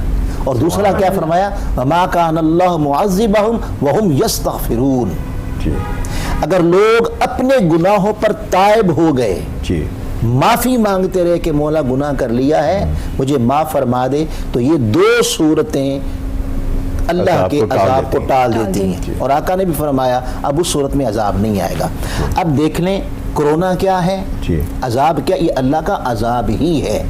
چونکہ ایک مفسرین لکھتے ہیں, جو آپ نے آزمائش اور اس عذاب کا پوچھا تو میرے ذہن میں ایک اور بات آ گئی. مفسرین لکھتے ہیں کہ اگر کسی وجہ سے کوئی زلزلہ آ گیا, کوئی سیلاب آ گیا, کوئی بیماری آ گئی, اور انسانوں کا ایک طبقہ موت کے منہ میں چلا جائے, تو وہ عذاب ہے. ٹھیک ہے, اتنے ہزار مر گئے, اتنے لاکھ مر گئے, تو آزمائش لاکھوں پر موت کی صورت میں نہیں آیا کرتی, وہ عذاب ہوتا ہے. ٹھیک ہے, تو ہم جو سن رہے ہیں اس وقت کرونا کی خبریں, تو آپ دیکھ رہے ہیں آپ کے سامنے ہی ہے, ہزاروں میں اموات چلی گئی, اور 200 ممالک میں پھیل چکا ہے, اور 200 ممالک میں پھیل چکا ہے, اور پوری دنیا اس کی لپیٹ میں آ چکی ہے. اور ہم کتنے یعنی ایسے حالات سے گزر رہے ہیں جسے ہمارے جیسا ملک پاکستان افورڈ بھی نہیں کر سکتا. بالکل, جسے آپ لاک ڈاؤن ابھی زیادہ اگر کیسز ہو جائیں گے تو ہاسپٹلس میں بیڈ کم پڑ جائیں گے, پھر اس کے بعد ہے لوگ بھوکے مریں گے. ایک تو ہے نا کہ وہ کورونا سے مریں, کورونا سے مریں, ایک تو کورونا جن کے پاس کاروبار کوئی نہیں ہے, جو مزدور طبقہ ہے, وہ کہاں سے کھائے گا. بالکل, تو یہ اللہ کا عذاب لگتا ہے اس میں. اچھا, یہ جو پروفیسر کہتے ہیں کہ جو عذاب کی جو ٹیکنیکل ڈیفینیشن ہے وہ یہ ہے کہ نبی کا ہونا ضروری ہے, کہ ایک نبی آئیں اور وہ آ کے اپنی تعلیم دیں اور وہ ریجیکٹ کریں, اس کے بعد نبی کو اللہ تعالیٰ جو ہے وہ پہلی جو ہے قوموں میں ہوا کہ نبی کا ہونا اور اس کا تعلیم دینا. اب آج کل تو نبی پاک صلی اللہ علیہ وسلم ہمارے تو آخری نبی ہیں, وہ فزیکلی موجود تو نہیں ہیں, تو کیا ابھی اسی میں ٹیکنیکل ٹرم میں بھی عذاب ہی سمجھا جائے گا؟ ہاں, آپ نے اچھا کوشچن کیا کہ نبی کا ہونا ضروری ہے. تو اصل میں جو میں نے آیت پڑھی نا, انت فیہم, آقا علیہ السلام نے فرمایا جب بھی قرآن پڑھو تو سمجھو ابھی اتر رہا ہے. اچھا, اسے ماضی سے ریلیٹڈ نہیں کرنا. ٹھیک, دیکھیں نا, اگر میں یہ کہتا ہوں کہ اسلام قیامت تک کے لیے ضابطہ حیات ہے, جی, اور جیسے باجی نے بھی شروع سے کہا کہ مجھے یہ بات جان کر حیرانگی ہوئی کہ میں نے جب یہ تعلیمات لی تو وہ جو لیٹسٹ علوم ہیں اس وقت, وہ ہمارے نبی پاک صلی اللہ علیہ وسلم 1400 سال پہلے اس قرآن میں بیان کر چکے ہیں, ان کی حیات طیبہ میں بھی ہیں. تو سب سے پہلے ہمیں یہ بات سمجھنی چاہیے کہ جب آقا علیہ السلام نے فرمایا نا کہ لا نبی یا بعدی, اس کا مطلب یہی ہوگا کہ یہ دور حضور علیہ السلام کا ہے. اب نبی کا ہونا اس لیے ضروری ہوتا تھا پہلے کہ جب ایک نبی آ کر تعلیم دیتا, قوم شرک میں مبتلا ہوتی, بے حیائی میں مبتلا ہوتی, قوم قتل و غارت میں مبتلا ہوتی, کم تولتی, تو جب اس برائیوں میں جاتی تھی تو کیا ہوتا, اللہ ان کی اصلاح کے لیے نبی بھیجتا. اب نبی بھیج کر نبی کیا آتا, ان کی اصلاح کر دیتا, ان کے عقیدے درست کر دیتا, ان کے اعمال درست کر دیتا. پھر جب نبی چلا جاتا, پھر ایک عرصہ گزرتا, اس عرصے کے گزرنے میں جنہوں نے اب نبی کے جانے کے بعد اس عرصے کے گزرنے میں جنہوں نے نبی کی تعلیمات کو ٹکرا دیا, اب یہ حامد صاحب یہ ایک نا فطری عمل ہے. یہ فطری عمل ہے کہ انسان جو ہوتا ہے نبی کے جانے کے, اب دیکھیں ہم مسلمان ہیں, ہمارے پاس قرآن موجود ہے, ہمارے پاس رمضان موجود ہے, ہمارے پاس حدیث موجود ہے, سنت موجود ہے, مگر کیا مسلمان اس پر عمل پیرا ہو رہے ہیں؟ نہیں ہو رہے. وجہ یہ ہوتی ہے کہ جب فزیکلی وجود جو ہوتا ہے جو چلا جاتا ہے نا, تو یہ فطرت انسان بدل جاتا ہے. اب آقا علیہ السلام موجود ہیں, یہ ہمیں کانسیپٹ جو ہے پہلے سمجھ لینا چاہیے قرآن سے کہ نبی پاک صلی اللہ علیہ وسلم موجود ہیں. ایک تو میں نے آپ کو وہ آیت سنا دی نا کہ انت فیہم, کہ تو ہے اب عذاب نہیں آئے گا. ایک یہ ہے, ایک یہ ہے کیف تکفرون باللہ وَأَنْتُمْ تُتْلَى عَلَيْكُمْ آيَاتُ اللَّهِ وَفِيكُمْ رَسُولُهُ، جی کہ یہ لوگ کہتے ہیں کہ ہم کافر یہودیوں کی بات ہو رہی ہے کہ ان کے پروپیگنڈے تھے کہ مسلمانوں کو کافر کر دیں، جی تو اللہ پاک کہتا ہے کہ یہ چاہتے ہیں آپ کافر ہو جائیں. یہ کیسے ممکن ہے کہ کافر ہو جائیں جبکہ ان پر آیتیں پڑھی جاتی ہیں اور آپ بھی موجود ہو؟ اگر آپ بھی موجود ہیں تو اس کا مطلب یہ ہے کہ حضور علیہ السلام موجود ہیں. پھر قرآن مجید نے کہا یا ایھا الذین آمنوا، اے ایمان والو، صلو علیہ، ان پر درود بھیجو، وسلموا تسلیما، اور سلام کثرت سے کرو. جی اب یہ سلام اور درود کی شرط قرب و بعد کی نہیں ہے کہ جو وہاں ہو تو نہیں، شرط کیا ہے؟ ایمان والو. ایمان والو. اگر ایمان والے ہیں تو پھر کیا ہم ایمان والے نہیں؟ صحیح. اگر ہم ایمان والے ہیں تو میں دیوار کو تو سلام نہیں کر سکتا. بالکل صحیح. ایک کامن عقل کی بات ہے نا. جی اسی طرح قرآن مجید نے کہا یا ایھا الذین آمنوا لا تقولوا رائنا، اے ایمان والو رائنا نہ کہو.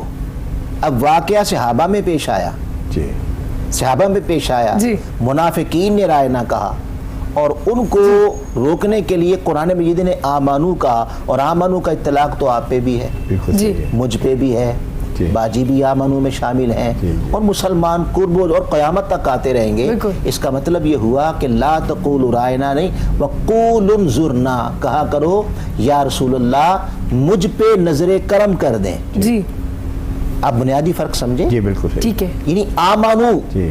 ایمان والا ہے تو وقول انظرنا، جی. کہو کہ یا رسول اللہ مجھ پہ نظر کرم کریں. اب دیکھیں یہاں کوشچن ہو جاتا ہے، اب یہ ہمارا معاشرہ ہے، اس میں طرح جی. طرح کے یعنی ایک کیا کہتے ہیں کہ تفرقہ بازیاں ہو چکی ہیں، لیکن نالج نہیں ہے نا، نالج نہیں ہے. نالج نہیں ہے، اس لیے ہم اس میں بحث نہیں کرتے. آپ نے بات کی تو میں بس سمجھانا چاہتا ہوں. یہ بتائیے ٹھیک ہو گیا، موجود ٹھیک ہو گیا، جی. صحیح ہو گیا. واپس آتے ہیں لباس والی جی، بات جی. پہ. جیسے ہم نے آپ سے سوال کیا تھا لباس کے بارے میں، شریعت کے بارے میں، اسلام کے بارے میں، تاکہ پھر حامد صاحب بھی ان کا جواب دیں. جی. جی لباس کے بارے جی میں میں بتا عرض دیجیے. کر رہا تھا. جی آپ نے بات اس طرف چلے گی. جی اچھا، لباس کا یہ ہے کہ ایک تو لباس آپ کے پاس پیسہ ہے، آپ جیسا چاہے پہنیں، جی. وہ اسراف نہیں ہے. ٹھیک ہے، اسراف جتنا نہیں بھی ہے. ایکسپینسو ہے. جب آپ اپنے ہاتھ سے غریبوں کا حق دے رہے ہیں، ٹھیک ہے، اپنے بیوی بچوں کا حق دے رہے ہیں، ٹھیک ہے، آپ جو حقوق اللہ پاک نے مال کے حوالے سے آپ ٹھیک پر ہے. عائد کیے ہیں وہ سارے آپ ادا کر رہے ہیں، تو آپ جیسا مرضی قیمتی لباس پہنیں. اگر شریعت آپ کو افورڈ کر سکتے ہیں جی، تو افورڈ کر سکتے ہیں، اپنے رائٹس، اپنے فرائض پورے کر رہے ہیں، گھر کی ہر چیز پوری کر رہے ہیں، اپنی نوکر کی ہر چیز. دین اگر آپ کے پاس پیسے ہیں، صدقہ خیرات کرنے کے بعد جو بتا دیا گیا، اس کے بعد تو آپ اپنی مرضی لباس سے قیمتی پہن سکتے ہیں. اور وہ جو آپ نے سادگی کی بات کی، جی. الا یہ کہ آپ متقی ہوں اور آپ کو دیکھ کے اگر کوئی غریب اس جی. کے دل میں کوئی کسی قسم کی وہ پیش آتی ہے کہ میرے جی. پاس بھی ہوتا، یہ ہوتا، اس کو تقویٰ کہے گے، لیکن اسلام منع نہیں کرتا. ٹھیک ہو گیا. اچھا. صاحب جی پلیز. میں لباس کے بارے میں میری جو پریزنٹیشن ہوتی ہے، کیونکہ آپ کو ہوتا ہے میں کافی کالجز یونیورسٹیز وغیرہ میں جاتا ہوں، لباس کے اوپر بات کرتا ہوں، تو اسلام کے حوالے سے دو باتیں میں اکثر کرتا ہوں، میں شیئر کرنا چاہتا ہوں. جی پلیز. پہلی چیز تو یہ ہے کہ اللہ تعالیٰ نے جو لباس کے بارے میں دو آیات بڑی جو ہے نا اسپیسیفک ہیں. جی. ایک آیت میں اللہ تعالیٰ فرماتے ہیں کہ لباس میری پہچانوں میں سے ایک پہچان ہے. تو جب ہم تشریح میں جاتے ہیں پھر ہمیں سمجھ آتی ہے کہ یہ اللہ کی لباس، اللہ کی پہچان کیسے بنا. تو اللہ کی لباس یہ ایسے پہچان بنا کہ اللہ نے جو انسان کی فطرت میں چیزیں ڈال دی ہیں، ہاں جی، یعنی میٹر ڈال دیا ہے کہ یہ صحیح ہے یہ غلط ہے، تو وہ اللہ تعالیٰ کی پہچان بن جاتی ہے. جیسے ہمارا ضمیر ہے، ہمارا ضمیر بتا دیتا ہے کہ یہ کرو، یہ نہیں کرو، یہ حرام ہے، یہ حلال ہے، یہ غلط ہے، یہ صحیح ہے.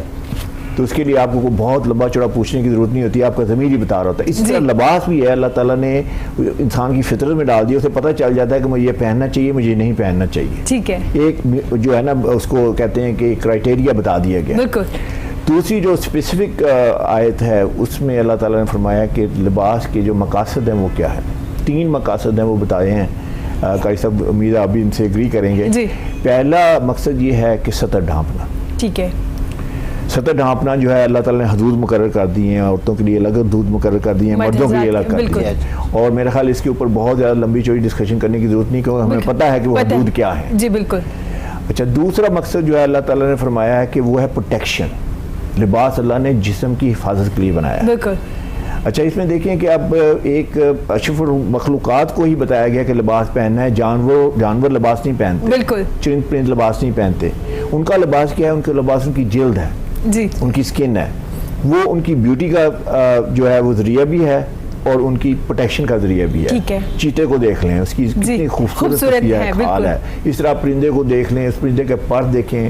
You know I mean sometimes you are amazed. You know ہم لوگ ڈیزائنر لوگ جو ہے نا کلرز دیکھتے ہیں کہاں سے آتے ہیں. کلرز جو ہے نیچر کے کلر اتنے خوبصورت کلر ہیں. وہیں سے بائی دا وے اس کے اوپر میں بات کروں گا کہ جتنے ڈیزائنرز ہیں وہ آئیڈیا کہاں سے لیتے ہیں, جی, اسکیمز کہاں سے آتی ہیں, تھیمز کہاں سے آتی ہیں, جی, وہ ساری کی ساری نیچر سے آتی ہے. اچھا تو دوسری بات یہ کہ پروٹیکشن ہے. پروٹیکشن میں اب ضروری کیا ہے؟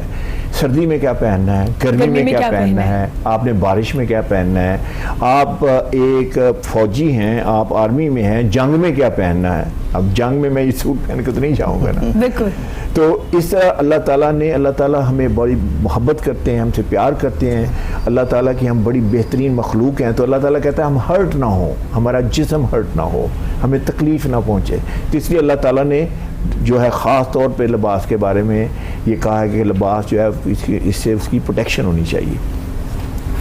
بلکہ ایک اور آیت ہے اس میں بتاتے ہیں اللہ تعالیٰ کہ گرمیوں کی تپش جب ہوتی ہے اس کے بارے میں ذکر کرتے ہیں کہ اس میں لباس کیسا ہونا چاہیے. جی. اب دیکھیں صحرا میں جو لوگ جاتے ہیں انہیں پتہ ہے کہ وہ تپش کون سی ہے. یعنی کہ آپ نے اگر منہ پورا ڈھکا, آپ نے پورا منہ کور نہیں کیا ہوا تو آپ کا منہ جل جائے گا. تو یہ بھی قرآن میں اس کا ذکر ہے کہ آپ نے جو ہے وہ گرمی میں کیا پہننا ہے. اچھا اس کے بعد تیسرا مقصد جو ہے نا جس میں میرا ٹاپک اور زیادہ انٹرسٹنگ ہو جاتا ہے, جہاں میرا فیلڈ ہے, وہ ہے کہ اللہ نے لباس کو زینت کے لیے بنایا ہے, خوبصورتی کے لیے بنایا ہے. اس میں میرا ماننا یہ ہے, اور میں پڑھتا ہوں تو اس سے مجھے یہ اور زیادہ تقویت پہنچتی ہے اس بات کی کہ اللہ تعالیٰ خود خوبصورت ہے. اللہ تعالیٰ کی دنیا دیکھیں, دنیا کتنی خوبصورت ہے. ہم پھولوں کو دیکھیں, پھول اتنے خوبصورت ہیں. درخت کو دیکھیں, درخت اتنے خوبصورت ہیں. اور آپ پہاڑوں کو دیکھیں, آپ کہکشاں کو دیکھیں, آپ آسمان کو دیکھیں, بیوٹی از آل اوور. تو اللہ تعالیٰ کیوں نہیں چاہیں گے کہ اس کا بندہ بھی خوبصورت ہے. اچھا یہ ہے زینت. تو یہ تیسری ہے. اب اس میں جو سب سے بڑی جو کہتے ہیں کہ جس میں آپ نے بچاؤ کرنا ہے اپنا, وہ کیا ہے, یعنی کیویٹ کیا ہے, اس میں کوشن کیا ہے, وہ یہ ہے کہ آپ کو خوبصورت لگنا چاہیے. آپ خوبصورت سے خوبصورت لباس پہنے, جیسے آپ نے کہا حیثیت کے مطابق پہنے. بالکل. حضرت سلمان بادشاہ تھے, لباس کیسا پہنتے تھے؟ فقیروں جیسا پہنتے تھے یا بادشاہ جیسا پہنتے تھے؟ بادشاہ جیسا پہنتے تھے, بادشاہ لگتے تھے, اللہ کا حکم تھا. تو اس میں جو چیز جس کا ہم نے خیال رکھنا ہے کہ وہ ہمارے اندر نہ آئے تو وہ ہے تکبر. ٹھیک ہو گیا, تکبر نہیں آنا چاہیے. اور آپ نے بڑا اچھا پوائنٹ دیا ہے کہ جو ڈیزگنیشن ہے اس کے مطابق لباس پہننا چاہیے. پریزیڈنٹ ہے, ملک کا پریزیڈنٹ لگنا چاہیے. قاری صاحب, آپ قاری صاحب ہیں, آپ اتنے لوگوں کو خطاب کرتے ہیں, آپ کو قاری صاحب لگنا چاہیے. اگر آپ ایک عام آدمی بن کے آتے ہیں تو میرا خیال ہے آپ کا میسج جو ہے اتنا افیکٹو نہیں ہوگا. بالکل ٹھیک ہے, یہیں سے کنٹینیو کریں گے. یہاں وقت ہوا چھوٹی سی بریک کا, بریک کے بعد حاضر ہوتے ہیں, ہمارے ساتھ رہیے گا.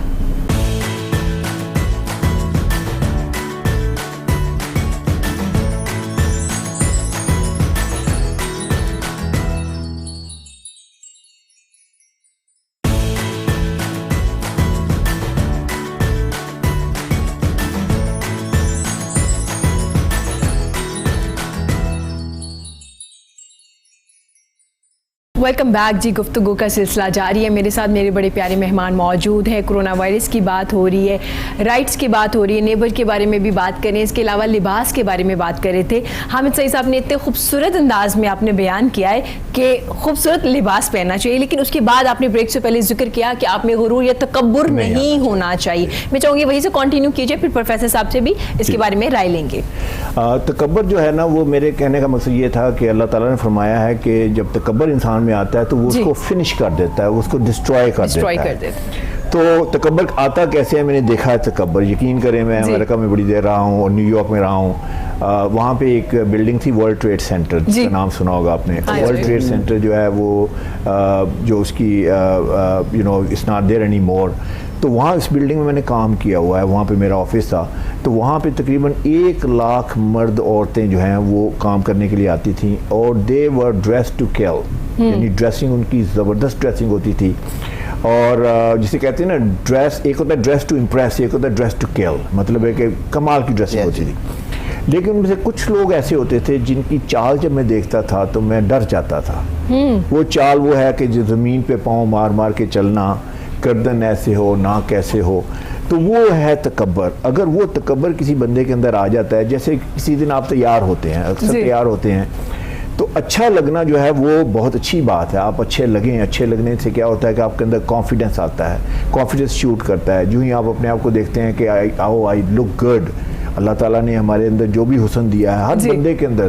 قاری صاحب میں نے کوئی 50,000 بندوں کو ڈریس کیا اپنی لائف ٹائم میں, اور میں نے آج تک کوئی بدصورت آدمی نہیں دیکھا. کیا بات ہے, یہ جو آپ نے خوبصورت بات کی جی, تکبر کی بھی بات کی ہے نا آپ نے, تکبر کی. یہ تکبر کا لباس کے ساتھ واقعی بڑا گہرا تعلق ہے. جی بالکل گہرا تعلق ہے, گہرا تعلق ہے. دیکھیں آج 1400 سال کے بعد ہم ایک لیٹسٹ اور ترقی یافتہ معاشرے میں ہیں, بالکل, مگر اس کے باوجود میں جو آپ نے بات کی کہ تکبر اور لباس, حضرت ابو امامہ رضی اللہ تعالیٰ عنہ, انہوں نے آقا علیہ السلام سے روایت کرتے ہیں کہ میں نے خود سنا کہ نبی پاک صلی اللہ علیہ وسلم نے فرمایا کہ جس کے سینے میں رائی کے برابر بھی تکبر ہوگا, بالکل صحیح کہا, وہ جنت میں داخل نہیں ہوگا. جی بالکل صحیح کہا. اب دیکھیں آقا علیہ السلام فرما رہے ہیں کہ تکبر ہوگا. اب تکبر کی کئی صورتیں ہو سکتی تھیں. اب صحابی آگے سے کیا کہتے ہیں, جی ایک صحابی بیٹھے ہیں, وہ کہتے ہیں یا رسول اللہ میرے پاس مال ہے اور میں اچھا لباس پہنتا ہوں, خوبصورت لباس پہنتا ہوں. اب دیکھیں کیسی عجیب بات ہے کہ اس نے کوئی اور بات نہیں کی, لباس کی بات, تکبر کے باب میں اس نے لباس کی بات کی. اس نے کہا کہ میں اچھا لباس پہنتا ہوں, خوبصورت لباس پہنتا ہوں, میں مالدار ہوں. تو آقا علیہ السلام نے فرمایا واللہ جمیل ویحب الجمال. یعنی تکبر کا تعلق دل سے ہے, کپڑوں سے نہیں. بلکہ آپ نے اشارہ فرما دیا کہ اللہ تعالیٰ خود خوبصورت ہے, خوبصورتی کو پسند کرتا ہے. مانا کیا تھا کہ اور اچھے پہنا کرو, اللہ نے مال دیا ہے تمہیں. تو یہ ایک درمیانی راہ جاتی ہے کہ آپ جتنا حسین چاہے لباس پہنے, قیمتی پہنے, مگر آپ کے دل میں تکبر نہ آئے. شیخ عبد القادر جیلانی تھے, تو یہ لوگ جنہیں غوث الاعظم بھی کہتے ہیں, پیران پیر بھی کہتے ہیں, بہت بڑی ولایت کے بادشاہ تھے. تو کوئی شخص ان کی زیارت کے لیے آیا. اب وہ گزر رہا تھا, ایک خطاط کہتے ہیں اس درزی کے پاس, ڈیزائنر کے پاس سے گزر رہا تھا, سوری, تو آپ کا شکریہ. چلیے, تو وہ بڑی اچھی ڈیزائننگ کر رہا تھا. کسی نے مجھے کہا کہ آپ برانڈڈ درزی ہیں. کسی حد تک لوگ کہتے ہیں ڈیزائنرز کو. جی تو وہ آپ کی طرح بڑا اچھا ڈیزائنر تھا, اور اس وقت کا یوں سمجھ لیں کہ وہ حامد سعید تھا. ٹھیک ہو گیا, بادشاہ لوگوں کا اس لباس وہ سیتا تھا نا. کیا بات. اب اس کے پاس سے وہ جو زیارت کے لیے آیا نا, وہ گزرا تو اتنا حسین اور قیمتی لباس اور بڑی تزین کے ساتھ سیا جا رہا تھا. اچھا, آپ اندازہ کر سکتے ہیں کہ اگر کوئی رک کے دیکھ کے پوچھے یار یہ کس کا ہے, تو پھر اس کا حسن کیا ہوگا لباس کا. وہ رکا, اس نے پوچھا یہ لباس کس کا ہے. اب اس کے ذہن میں تھا کہ وقت کے بادشاہ کا ہوگا. اس نے کہا جی وہ شیخ عبد القادر جیلانی کا. اس نے کہا وہ اتنے بڑے ولی اور یہ ایسا لباس, میں تو سمجھا کسی شاہ کا ہوگا, بادشاہ کا ہوگا. وہ آپ کے پاس آ گیا, اس نے زیارت کی, بیٹھ گیا. اب جو کنسپٹ ہم سمجھتے ہیں نا ولایت کا, آپ یقین جانے ولایت کا کپڑوں سے دور کا بھی واسطہ نہیں. بالکل صحیح کہا آپ نے, اس میں کوئی شک نہیں. ظاہر سے دور کا بھی ولایت کا واسطہ نہیں. ولایت جبوں کبوں کا نام نہیں ہے. ولایت ایک پینٹ کوٹ کے اندر بھی ہو سکتی ہے. کیا بات ہے, یہ وہاں بھی ہو سکتی ہے, اس کا کوئی تعلق نہیں. ولایت کا مرکز صرف یہ قلب ہوتا ہے. کیا بات ہے. اب وہ چلا گیا. اس نے کہا جی میں نے تو سنا تھا پیروں کے پیر ہیں اور بڑے اللہ کے ولی ہیں اور یہ ہیں, اور وہ لباس, بادشاہ بھی ایسا لباس نہیں پہنتے ہوں گے. اب دیکھیں لباس اور دل کا حال دیکھیں. آپ نے کہا جاؤ ذرا اس لباس کو دوبارہ چیک کرو جا کے. اچھا, وہ آیا واپس, اس نے کہا, اس ڈیزائنر سے کہا بھی مجھے ذرا لباس دکھائیں. اس نے لباس دکھایا تو اس لباس کے اندر قیمتی کپڑا تھا, ایک جگہ پر یہ بوریا نہیں ہوتا, اس کا پیبند لگا ہوا تھا, وہ لگا ہوا تھا.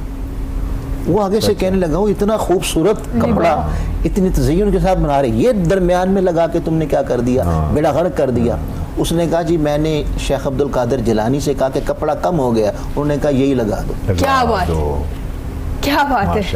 یعنی تزین اور لباس اس کی ممانت نہیں ہے، ممانت ہے کہ آپ پہن کے دوسروں کے اوپر اپنا روب نہ ڈالیں. کیا بات ہے. میں اسی سے حدیث ہے جو رسول پاک صلی اللہ علیہ وسلم کے پاس یہ لباس کے بارے میں کہ ایک بندہ آتا ہے جو آپ نے پہلے بھی بات کی، تو اسی طرح کی بات ہے کہ وہ آتا ہے اور وہ بہت غریب لگتا ہے، بہت ہی مطلب میلے کچیلے کپڑے پہنے ہوا ہے.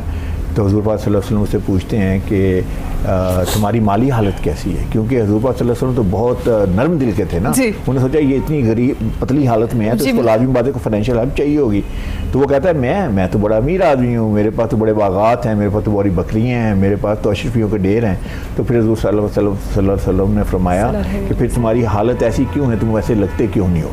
تو سر عمدہ لباس جو ہے اس میں آیا ریش کا ورڈ یوز ہے، آپ تو عربی جانتے ہیں. ریش کا مطلب ہے پرندوں کے پر. تو اس کا مطلب وہ کتنے خوبصورت ہوتے ہیں. اللہ تعالیٰ نے صرف یہ نہیں کہا کہ لباس پہنو، اچھا لباس، عمدہ لباس پہنو. تو عمدہ میں وہ ساری تعریف آ جاتی ہے. تو میں نے کہا تکبر کو ہم نے چھوڑنا. اچھا اب یہ ساری بات آ جاتی ہے کہ ایک پرنسپل کیا ہے لباس پہننے کا، میں آپ سے شیئر کرتا ہوں کیونکہ آئی ایم شیور کہ جو ہمارے آڈینس ہیں وہ یہی سننا مانگتے ہیں کہ ہمیں ڈریسنگ کیسے کرنی چاہیے. تو اس میں ڈریسنگ میں 5 چیزیں ہیں جن کا آپ نے خیال کرنا ہے. اگر وہ 5 چیزوں کا خیال رکھیں گے تو میں آپ کو گارنٹی دیتا ہوں کہ آپ ہمیشہ اچھے لگیں گے. بالکل. تو سب سے پہلے یہ ہے کہ پہلا ہے کلر، کہ کون سا کلر پہننا ہے. اچھا اب دیکھیں زیادہ پرابلم آتی ہے لوگ پوچھیں کہ میرے کو کلر کون سا اچھا لگتا ہے. تو اس میں سائنس کیا ہے، اللہ تعالیٰ کی حکمت کیا ہے. دیکھیں اللہ تعالیٰ نے تو اتنے کلرز بنائے ہیں. کیا بات. اچھا قاری صاحب شاید آپ نے تو باہر دیکھا نہیں ہے انٹرنیشنلی ٹریول کر کے، میں تو وہاں زیادہ وقت میرا نیو یارک میں گزرا ہے، تو وہاں پہ ہر رنگ کا آدمی ہے. وہاں پہ وائٹس ہیں، وہاں پہ بلیکس ہیں، اور ہسپینکس ہیں، پھر ہمارے جیسے ایشینز ہیں، پھر جیپنیز ہیں، پھر چائنیز ہیں. اچھا جو گورا ہے، جس کی گوری سکن ہے، اللہ تعالیٰ نے بھی کریٹ کی ہے نا. اللہ تعالیٰ نے یہ ساری سکن کلر کیوں کریٹ کیے ہیں؟ کیونکہ اللہ کی حکمت ہے ہر چیز میں. بالکل. تو جو کلر ان کے اوپر اچھے لگتے ہیں، جس کے بلانڈ ہیئر ہیں، گرین آئیڈ ہیں، بلو آئیڈ ہیں، تو وہ ہمارے اوپر نہیں اچھے لگتے. بالکل. وہ افریقن جو وہ چمکدار کالے ہوتے ہیں ان کے اوپر اچھے نہیں لگتے. بالکل. تو پہلا کانسیپٹ تو یہ ہے کہ ہم نے اپنی کلریشن کو دیکھنا ہے کہ ہماری کلر پہ کون سے کپڑے سوٹ کرتے ہیں. کیا ٹھیک ہے. تو یہ پہلا ہے. اب ہماری کلریشن میں تھوڑی سی بات کر لیتے ہیں کہ ہماری کلریشن میں کون سے کلر اچھے لگتے ہیں، کون سے کلر نہیں اچھے لگتے. میرے پاس ایک کیونکہ کلائنٹس بھی آتے ہیں، لوگ مجھ سے کپڑے بھی بنواتے ہیں، ایڈوائس بھی لیتے ہیں. تو ایک صاحب آئے تو انہوں نے کہا اس سے پہلے کہ آپ مجھے کچھ بتائیں، یہ ایک پکچر ہے ذرا اسے دیکھیں، مجھے ایسے کپڑے چاہیے. اچھا وہ پکچر میں نے دیکھی تو میں نے کہا یہ تو گورا ہے، تو آپ مجھے کیا دکھا رہے ہیں؟ کہتے ہیں یہ کپڑے میرے اوپر کیسے ایسے لگیں گے. میں نے کہا یہ تو گورا ہے، گورے کے اوپر اچھے لگ رہے ہیں، آپ گورے ہیں. جی میں تو گورا نہیں ہوں. تو اس کے بعد وہ ایک اور پکچر نکالتا ہے، مجھے کہتا ہے یہ پکچر دیکھیں. تو وہ پکچر ڈمی کے اوپر تھی. تو میں نے کہا یہ تو ڈمی کے اوپر، آپ ڈمی ہیں؟ کہتے ہیں میں تو ڈمی نہیں ہوں. تو بیسیکلی یہ ہے کہ جو ہمارا آئی کلر، ہیئر کلر، سکن ٹون ہے، اس کے مطابق کپڑے ہمارے پہ سوٹ کرنے چاہیے. اچھا اس کا ٹیسٹ کیا ہے؟ میں ٹیسٹ بتاتا ہوں. جب آپ اچھا کلر پہنتے ہیں تو آپ کی سکن گلو کرتی ہے. ٹھیک ہے. آپ کا کلر آپ کی سکن پہ آتا ہے، ایک دم سے گلو کرتی، گلو جیسے چمکتی ہے. جی. اور اس کا اگر اپوزٹ کرتے ہیں تو وہ ڈائی کر جاتی ہے، پوری ڈیڈ ہو جاتی ہے آپ کی سکن. یا آپ زیادہ اس کے خواتین جو ہیں وہ زیادہ اس بات کا اندازہ ہے. اس کے ساتھ ساتھ قاری صاحب آئیز جو ہے نا وہ زیادہ وائبرنٹ ہو جاتی ہیں. اچھا. آئیز میں چمک آ جاتی ہے. اس کے بعد آپ کو کلر انرجی دیتا ہے. یہ کبھی آپ نے سوچا نہیں ہوگا. بالکل. اگر جب برائٹ کلرز پہنتے ہیں آپ کے جسم کے اندر جو ہے نا ایک سمجھ لیں کہ وہ کیمیکل ریئیکشن سمجھ لیں. بالکل. میں ایک ایڈ کرنا چاہوں گی، کلر تھیراپی بھی ہوتی ہے لوگوں کو انرجی دینے کے لیے، ڈپریشن کو کم کرنے کے لیے یہ تھیراپی کلر سے کی جاتی ہے. اچھا اب دیکھیں کہ اب اگر ایک بندہ ہے اس نے جو ہے اکثر ہمیں دیکھا ہے، سنا ہے کہ کئی دفعہ کہتے ہیں آج بڑے اچھے لگ رہے ہیں، آج بڑی اچھی لگ رہی ہے. ہوتا کیا اس وقت؟ ایکچولی اس نے اپنے رائٹ کلرز پہنے ہوئے تو اس وجہ سے آپ کی آئیز وائبرنٹ لگتی ہیں، آپ کی اسکن گلو کرتی ہے. تو جب آپ کپڑا خریدیں، کوئی بھی کپڑا، آپ مرد عورت ڈزنٹ میٹر، آپ اس کی اسکن ٹون کے پاس رکھ کے دیکھیں کہ کیسا لگ رہا ہے. 2 رنگ ہیں تو ایسے کر کے دیکھ لیں، ایک رنگ ادھر رکھ لیں، ایک رنگ ادھر رکھ لیں، دیکھیں کہ کیا کرتا ہے. جو کلر آپ کے پاس پرفیکٹ جو آگا وہ آپ کو وہ انرجی دے گا اور وہ آپ کے اوپر اچھا لگے گا، وہ کلر آپ نے لینا ہے. تو یہ اس میں کلر کی سائنس ہے. دوسری بات ہے، لوگ پوچھتے ہیں فیشن کیا چل رہا ہے، مجھے کون سے اسٹائل پہننے چاہیے. یہ اکثر دوسرا کویشچن ہوتا ہے لیڈیز کا، مین کا. میرے پاس سب سے بڑا کویشچن یہ ہوتا ہے. تو میں یہ کہتا ہوں کہ ٹھیک ہے آپ کو اپ ڈیٹڈ لگنا چاہیے. آپ کو یہ نہیں کہ ڈائناسورس ایج کا سٹائل پہنے آپ تو آپ تو پرانے لگیں گے نا. جیسے آپ قاری صاحب آج آپ بات کر رہے ہیں کرونا کی بات کر رہے ہیں, آج کی لائف میں کیا ہو رہا ہے, آج کی دنیا میں کیا ہو رہا ہے, اسٹیٹ آف آرٹ بات کرتے ہیں, ٹیکنالوجی میں کیا چل رہا ہے, تو آپ لگے ایسے جیسے آپ نے کوئی 40 سال پرانا لباس پہنا ہوا ہے. تو وہ آئی تھنک بہت لمبی ہے, بہت لمبی ہے, بہت بڑی ہے, آپ نے وہ ویسٹ کوٹ کو پہنی ہے, بہت پرانی اسٹائل کی پہنی ہے. تو اس میں یہ ہے کہ فیشن کو آپ نے تھوڑا سا فالو ضرور کرنا ہے, لیکن جو ڈرائیونگ فیکٹر ہے وہ فیشن نہیں ہے, وہ آپ کی باڈی ٹائپ ہے. ٹھیک ہو گیا کہ آپ ہیلدی ہیں, موٹے ہیں, آپ پتلے ہیں, آپ لمبے ہیں, آپ چھوٹے ہیں, تو یہ دوسری چیز ہے. کیونکہ جو موٹے آدمی کے اوپر کپڑے اچھے لگیں گے وہ پتلے کے اوپر نہیں اچھے لگیں گے, جو پتلے پہ لگیں گے وہ موٹے پہ نہیں لگیں گے. میں اکثر بات کرتا ہوں کہ جو موٹے حضرات ہوتے ہیں, ذرا ہیوی ہوتے ہیں, اگر وہ ٹائٹ کپڑے پہن لیتے ہیں تو وہ ان کے لیے بالکل بھی ٹھیک نہیں ہے. اگر ٹمی ہے تو ٹمی اور زیادہ باہر نظر آ جاتی ہے, ہپس ہیں وہ اور زیادہ ہو جاتے ہیں, تو ان کو تھوڑی سی فرگیونگ فٹنگ میں, تو فٹنگ ہے ایکچولی جو نا وہ ڈرائیونگ فیکٹر. یہ دوسرا پوائنٹ ہے فزیک کا, اسے کہتے ہیں فزیک. اچھا حمزہ, میں نے نوٹ کیا فٹنگ کے بہت خلاف ہے, چاہے کوئی اسکنی بھی ہے تو آپ منع کرتے ہیں اتنی فٹنگ مت پہنیے. اچھا بائی دا وے لیڈیز بھی ایسی دیکھتی ہیں, میں ان کی طرف بات کر کے مرد کی بات کی ہے. بعض اوقات میں سوچتا ہوں کہ کیا ان کے گھر میں میررز نہیں ہیں, کیوں نہیں دیکھتے کہ بھئی کیسی لگ رہی ہیں. کو بعض اوقات اتنی وہ ہوتے ہیں بائسپس ہوتے ہیں, اتنی ٹائٹ قسم کی جو پہنی ہوتی ہے, تو وہ you know it's not a good luck. تو اس کے بعد آگے چھوٹے قد کے لوگ. چھوٹے قد کے لوگوں کی ایک بہت بڑی پرابلم ہے سوسائٹی میں ہماری. سب سے پہلے تو ماں جو ہے نا چھوٹا چھوٹا چھوٹا کہہ کے اس کی جو سیلف اسٹیم ہے وہ یقین کریں وہ فلور سے بھی نیچے چلی جاتی ہے. تو میں اکثر ماؤں کو بہنوں کو کہتا ہوں کہ یار آپ کے بچے ہوں یا آپ کے بچی ہیں, پلیز انہیں یہ نہ کہیں کہ چھوٹا. اچھا اس کے بعد وہ چھوٹا جو ہے نا وہ جب باہر نکلتا ہے تو آپ کو پتہ ہے جو اس کے فرینڈز وغیرہ ہیں وہ اس کی کیا حالت کرتے ہیں. وہ تو پھر ایسے ورڈز یوز کرتے ہیں جو میں آن دی ایئر نہیں یوز کر سکتا, نفسیاتی. اچھا اب اس کے اوپر یہ ہے کہ اگر وہ بیچارہ جو ہے ماں ہے, چھوٹے کو ماں کیا کرتی ہے, ماں کو بڑے کپڑے پہنا دیتی کیونکہ اس نے بھی بڑا ہونا ہے, اب وہ اور جھلا سا لگتا ہے, ٹھیک ہے. تو چھوٹے آدمی کو بہت ضروری ہے کہ وہ اس کی فٹنگ جو ہے وہ پراپر ہو. اگر تھوڑے سے بڑے کپڑے پہن لے تو ایسے لگتا ہے جیسے والد صاحب کے کپڑے پہنا ہے, تو اگر چھوٹا پہن لیتا ہے ایسا لگتا ہے چھوٹے بھائی کے کپڑے پہنا ہے. تو اس بیچارے کی جو سائیکولوجیکل پرابلم ہے, ایموشنل پرابلم ہے, وہ بہت ہیوج ہے. تو میں کہتا ہوں کہ وہ پراپر اس کی فٹنگ ہو, پراپر پرپورشن ہو. اچھا برانڈ جو ہیں جو کہ بہت اچھا کام کر رہے ہیں, بے شمار وہ اپنا کنوینئنس کریٹ کر رہے ہیں, لیکن شارٹ آدمی کے لیے کیا کر رہے ہیں. شارٹ کو پتہ قاری صاحب کیا کرتے ہیں, ٹال کو شارٹ کر دیتے ہیں, لیکن پرپورشن چینج نہیں ہوتا. اس کا مطلب ہے کہ پاکٹ یہاں سے یہاں آئے گی, ویسٹ یہاں سے یہاں جائے گی, ہپس یہاں چلی جائیں گی, تو زیادہ برا لگے گا, زیادہ برا لگے گا, ہم نے کہا بلکہ وہ کارٹون سا لگ جاتا ہے. تو اس میں میں کہتا ہوں کہ آپ اپنی فٹنگ کے مطابق کپڑے سلوائیں, اگر آپ نے اچھا لگنا ہے تو اس کا بڑا امپورٹنٹ پارٹ ہے. تیسری بات جو ہے وہ بڑی امپورٹنٹ ہے کہ آپ نے اپنی پرسنالٹی کے مطابق کپڑے پہننے ہیں. ٹھیک ہو گیا. اب قاری صاحب آپ ہیں, آپ لائم لائٹ میں ہیں, چاہے آپ لائک کریں یا نہ کریں, آپ لوگوں کو خطاب کرتے ہیں, بے شمار لوگ آپ کی بات سنتے ہیں, یہاں بھی ہیں بے شمار لوگ آپ کی بات سن رہے ہیں. تو آپ کے کپڑے پرسنالٹی پہ سوٹ کرنے چاہیے. آپ کی پرسنالٹی یہ ہے کہ آپ سینٹر آف اسٹیج ہیں, آپ لائم لائٹ میں ہیں, ویدر یو لائک اور ناٹ, آپ کی یہ جاب ہے, آپ کی یہ پوزیشن ہے. تو اس میں یہ ہے کہ جو بندہ لائم لائٹ میں, جیسے آپ لائم لائٹ میں ہیں, ٹھیک ہے, آپ سینٹر آف اسٹیج ہیں, آپ سینٹر میں بیٹھے ہیں, ہم اسٹیج پہ بیٹھے ہوئے ہیں, تو آپ ذرا تھوڑے سے زیادہ کلرز پہن سکتے ہیں, زیادہ آپ اسٹائلش لگ سکتے ہیں. اس میں مین چیز یہ ہے کہ کلودنگ جو ہے نا وہ بندے کو کیری نہیں کرتی, بندہ کلودنگ کو کیری کرتا ہے. اس میں جو مین چیز ہے, تو آپ نے اپنی پرسنالٹی کے مطابق کپڑے پہنے. چوتھی چیز جو ہے وہ بڑی امپورٹنٹ, جس کی بات ہم نے پہلے کی, اپنے عہدے کے مطابق کپڑے پہنے ہیں. صحیح, سب سے زیادہ امپورٹنٹ ہے. اگر آپ اپنے عہدے پہ, قاری صاحب دیکھیں جو بندہ جو ہے لیٹس سے آپ ممبر پہ ہیں, جی ہاں, ٹھیک ہے نا, تو اگر آپ نے اس کی منصب کے مطابق اپنے کپڑے نہیں پہنے ہوئے تو آپ ٹھیک ہے آپ کا میسج تو دے رہے ہیں, لیکن میرا خیال اتنا افیکٹو نہیں ہوگا.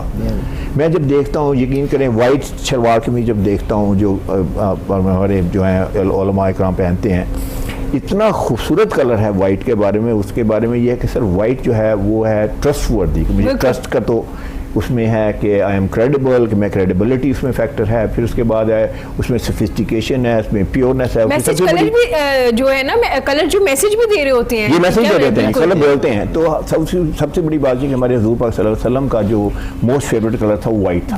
ہم وائٹ سے کیسے, how could we go wrong. تو کلر جو ہیں وہ اس کے آپ کے یہاں وہ پراپر آپ کو پتہ نہیں چاہیے آپ کون سے کلر پہننے ہیں.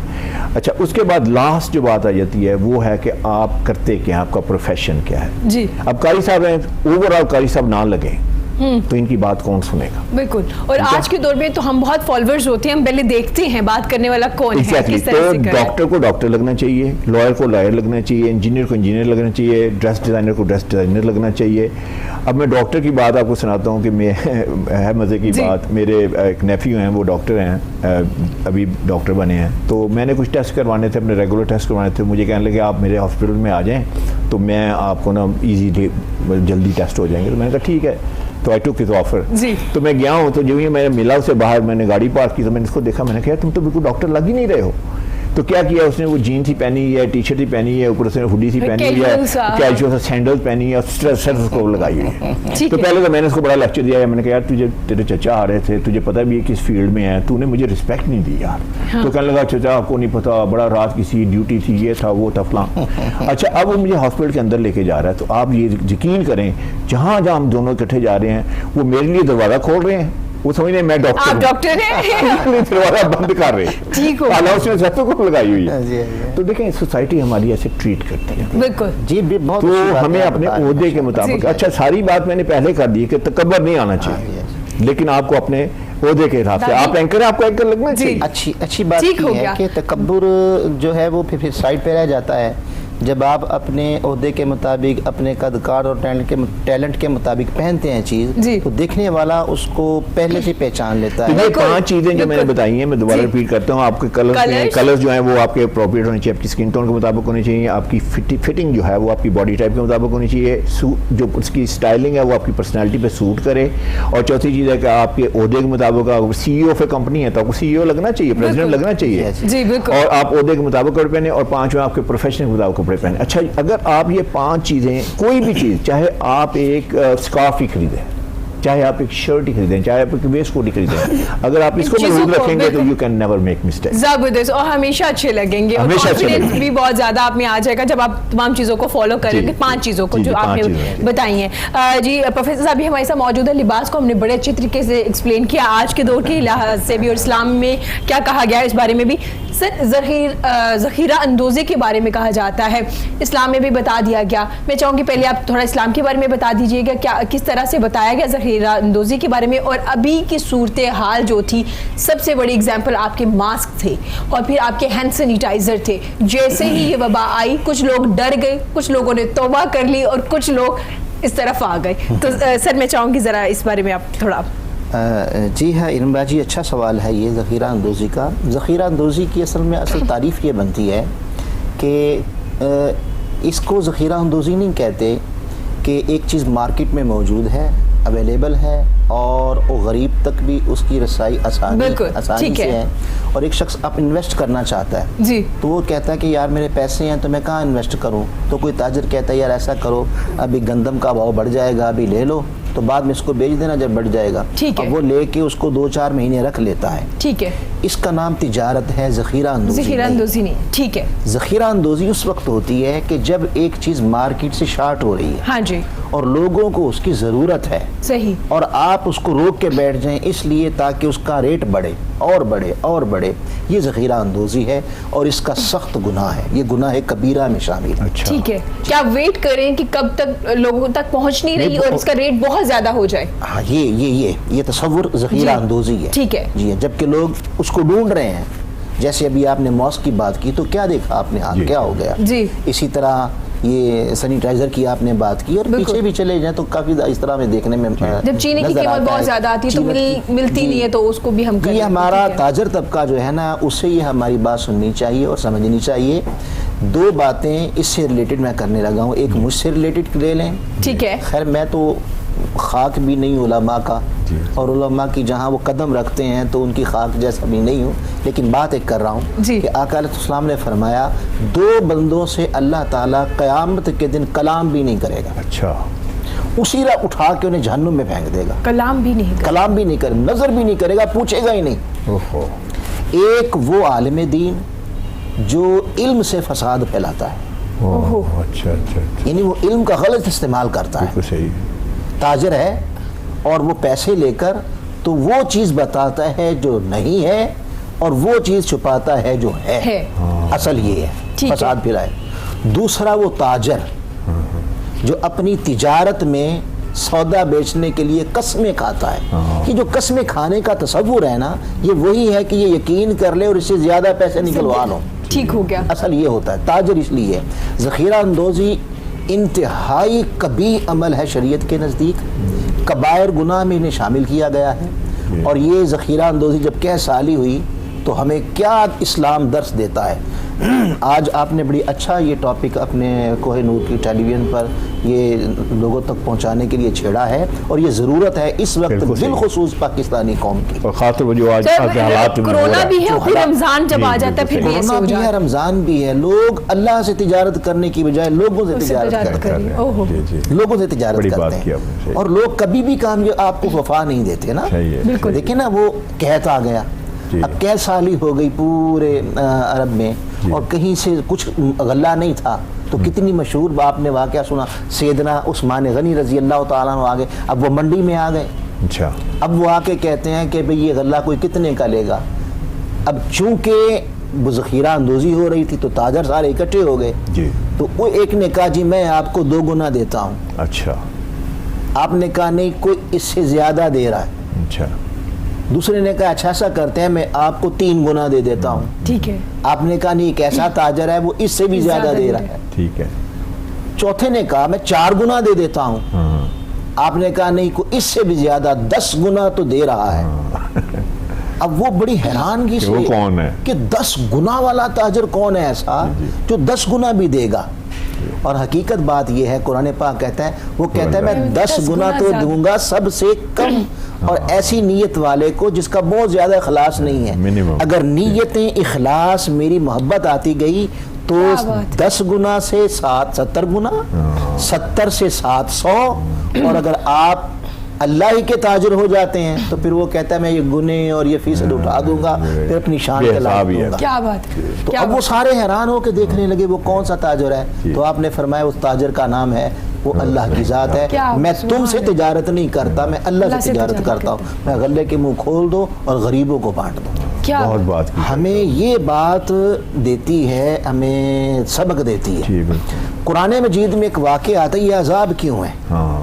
بڑی اہم بات ہے باجی نے جو کی ہے، بڑی اہم بات ہے. قرآن پاک میں اللہ پاک نے فرمایا اپنے حبیب صلی اللہ علیہ وسلم سے کہ میرے محبوب انہیں بتا کہ میں انہیں آزماؤں گا. کما یبلونا اصحاب الجنہ انا بلوناہم کما بلونا اصحاب الجنہ. یہ سورہ القلم ہے. فرمایا کہ انہیں بتاؤ کہ میں انہیں ضرور آزماؤں گا جیسے وہ یمن کے باغ والوں کو آزمایا. یمن کے باغ والوں پورا ہے، پورا واقعہ ہے. اب واقعہ کیا ہے؟ یمن کا ایک شخص تھا. یہ میں تاجروں کے لیے بات کر رہا ہوں، یہ ان لوگوں کے لیے بات کر رہا ہوں جو غریبوں کی غربت کو نہیں سمجھ رہے. یہ ان لوگوں کے لیے بات کر رہا ہوں جنہیں یہ نہیں سمجھ کہ ایک بہن، ایک غریب، ایک مسکین کے گھر جب چولہا نہیں جلتا تو اس کی رات کیسے گزرتی ہے. ایک بیوہ یتیم کے گھر میں جب کوئی کھانا نہیں پہنچتا تو اس کی رات کیسے گزرتی ہے. اور جو ان کا بھی خون نچوڑنے پر لگے ہوئے ہیں اور جو ذخیرہ اندوزی کرتے ہیں. تو اس نے 3 کام کیے ہوئے تھے. ایک شخص تھا یمن کا، قرآن پاک میں یہ واقعہ ہے. وہ کیا کرتا، اس کے باغ کی پوری اس وقت یمن میں اور عرب میں شہرت تھی. کس وجہ سے؟ کہ اس کے باغ میں پھل بڑا آتا تھا. اچھا. کثرت سے آتا تھا، برکت تھی. اور برکت کا عالم یہ تھا کہ اس کے درخت کا ایک خوشہ پورے درخت، اس کے درخت کا جو ایک خوشہ ہوتا پورے اونٹ پہ لادا جاتا. اتنا پھل ہوتا، یوں کہہ لینا انگور کا ایک کچھ خوشہ، اتنا پھل تھا. وہ کیوں تھا؟ 3 کام کرتا. اول وہ کیا کرتا کہ جب پھل پک جاتا تو آپ جانتے ہیں کہ ہوا کے جھونکوں سے پکا پھل گر جاتا ہے. وہ جو ہوا کے جھونکوں سے گرتا وہ معاشرے میں جا کے اعلان کر دیتا، اپنے غلاموں کو بیچتا، کہتا کہ جو غریب ہیں، مسکین ہیں، جو جن کے گھر کے چولہے بند ہیں وہ یہ اٹھا کے لے جائیں، یہ ان کا، بجائے اس کے سڑ جائے وہاں پہ، یا خود بیچ لے، خود بھی بیچ لے. پھر کیا کرتا، جب باغ پک جاتا تو پھر وہ اپنے غلاموں کو بیچ کے اعلان کرواتا، بھئی جا کے بتاؤ غریبوں کو کہ میں باغ کا پھل توڑنے جا رہا ہوں. اور آپ جانتے ہیں کہ توڑنے کے دوران بھی گرتا ہے، تو جاؤ درختوں کے نیچے اپنی چادریں بچھا دو. اچھا آپ اس کا عمل دیکھیں، برکت کیوں نہ ہو. اب چادر توڑنے کے دوران جو پھل جس کی چادر پہ گر جاتا وہ اس کا ہو جاتا. کیا بات ہے. تیسرا عمل یہ کرتا کہ جب سارا پھل توڑ لیتا، اب تیسرے عمل میں وہ کیا کرتا، سارا پھل توڑ لیا، پھر وہ اپنے ملازموں کو بھیجتا کہ جاؤ شہر میں منادی کرواؤ، جتنے غریب ہیں، جتنے بیوائیں ہیں، جتنے مسکین ہیں، بھوکے ہیں، جن کے بچے بھوکے ہیں، جن کے گھر میں چولہے بند ہیں، وہ آ جاؤ. 8واں حصہ اس کا نکال کے پھر وہ غریبوں میں بانٹ دیتا. کیا بات، کیا بات ہے. یہ تاجروں کو سمجھنا چاہیے، بہت ہی اعلیٰ، اس سے کمی نہیں آئی. اللہ سے تجارت کر لی نا. اللہ کہتا ہے، اللہ کی شان ہے، وہ کہتا ہے 1 2 کے تو میں 10 دوں گا، وہ ادھار نہیں رکھتا. کیا بندے ادھار مارتے ہیں، وہ نہیں مارتا. کیا بات ہے.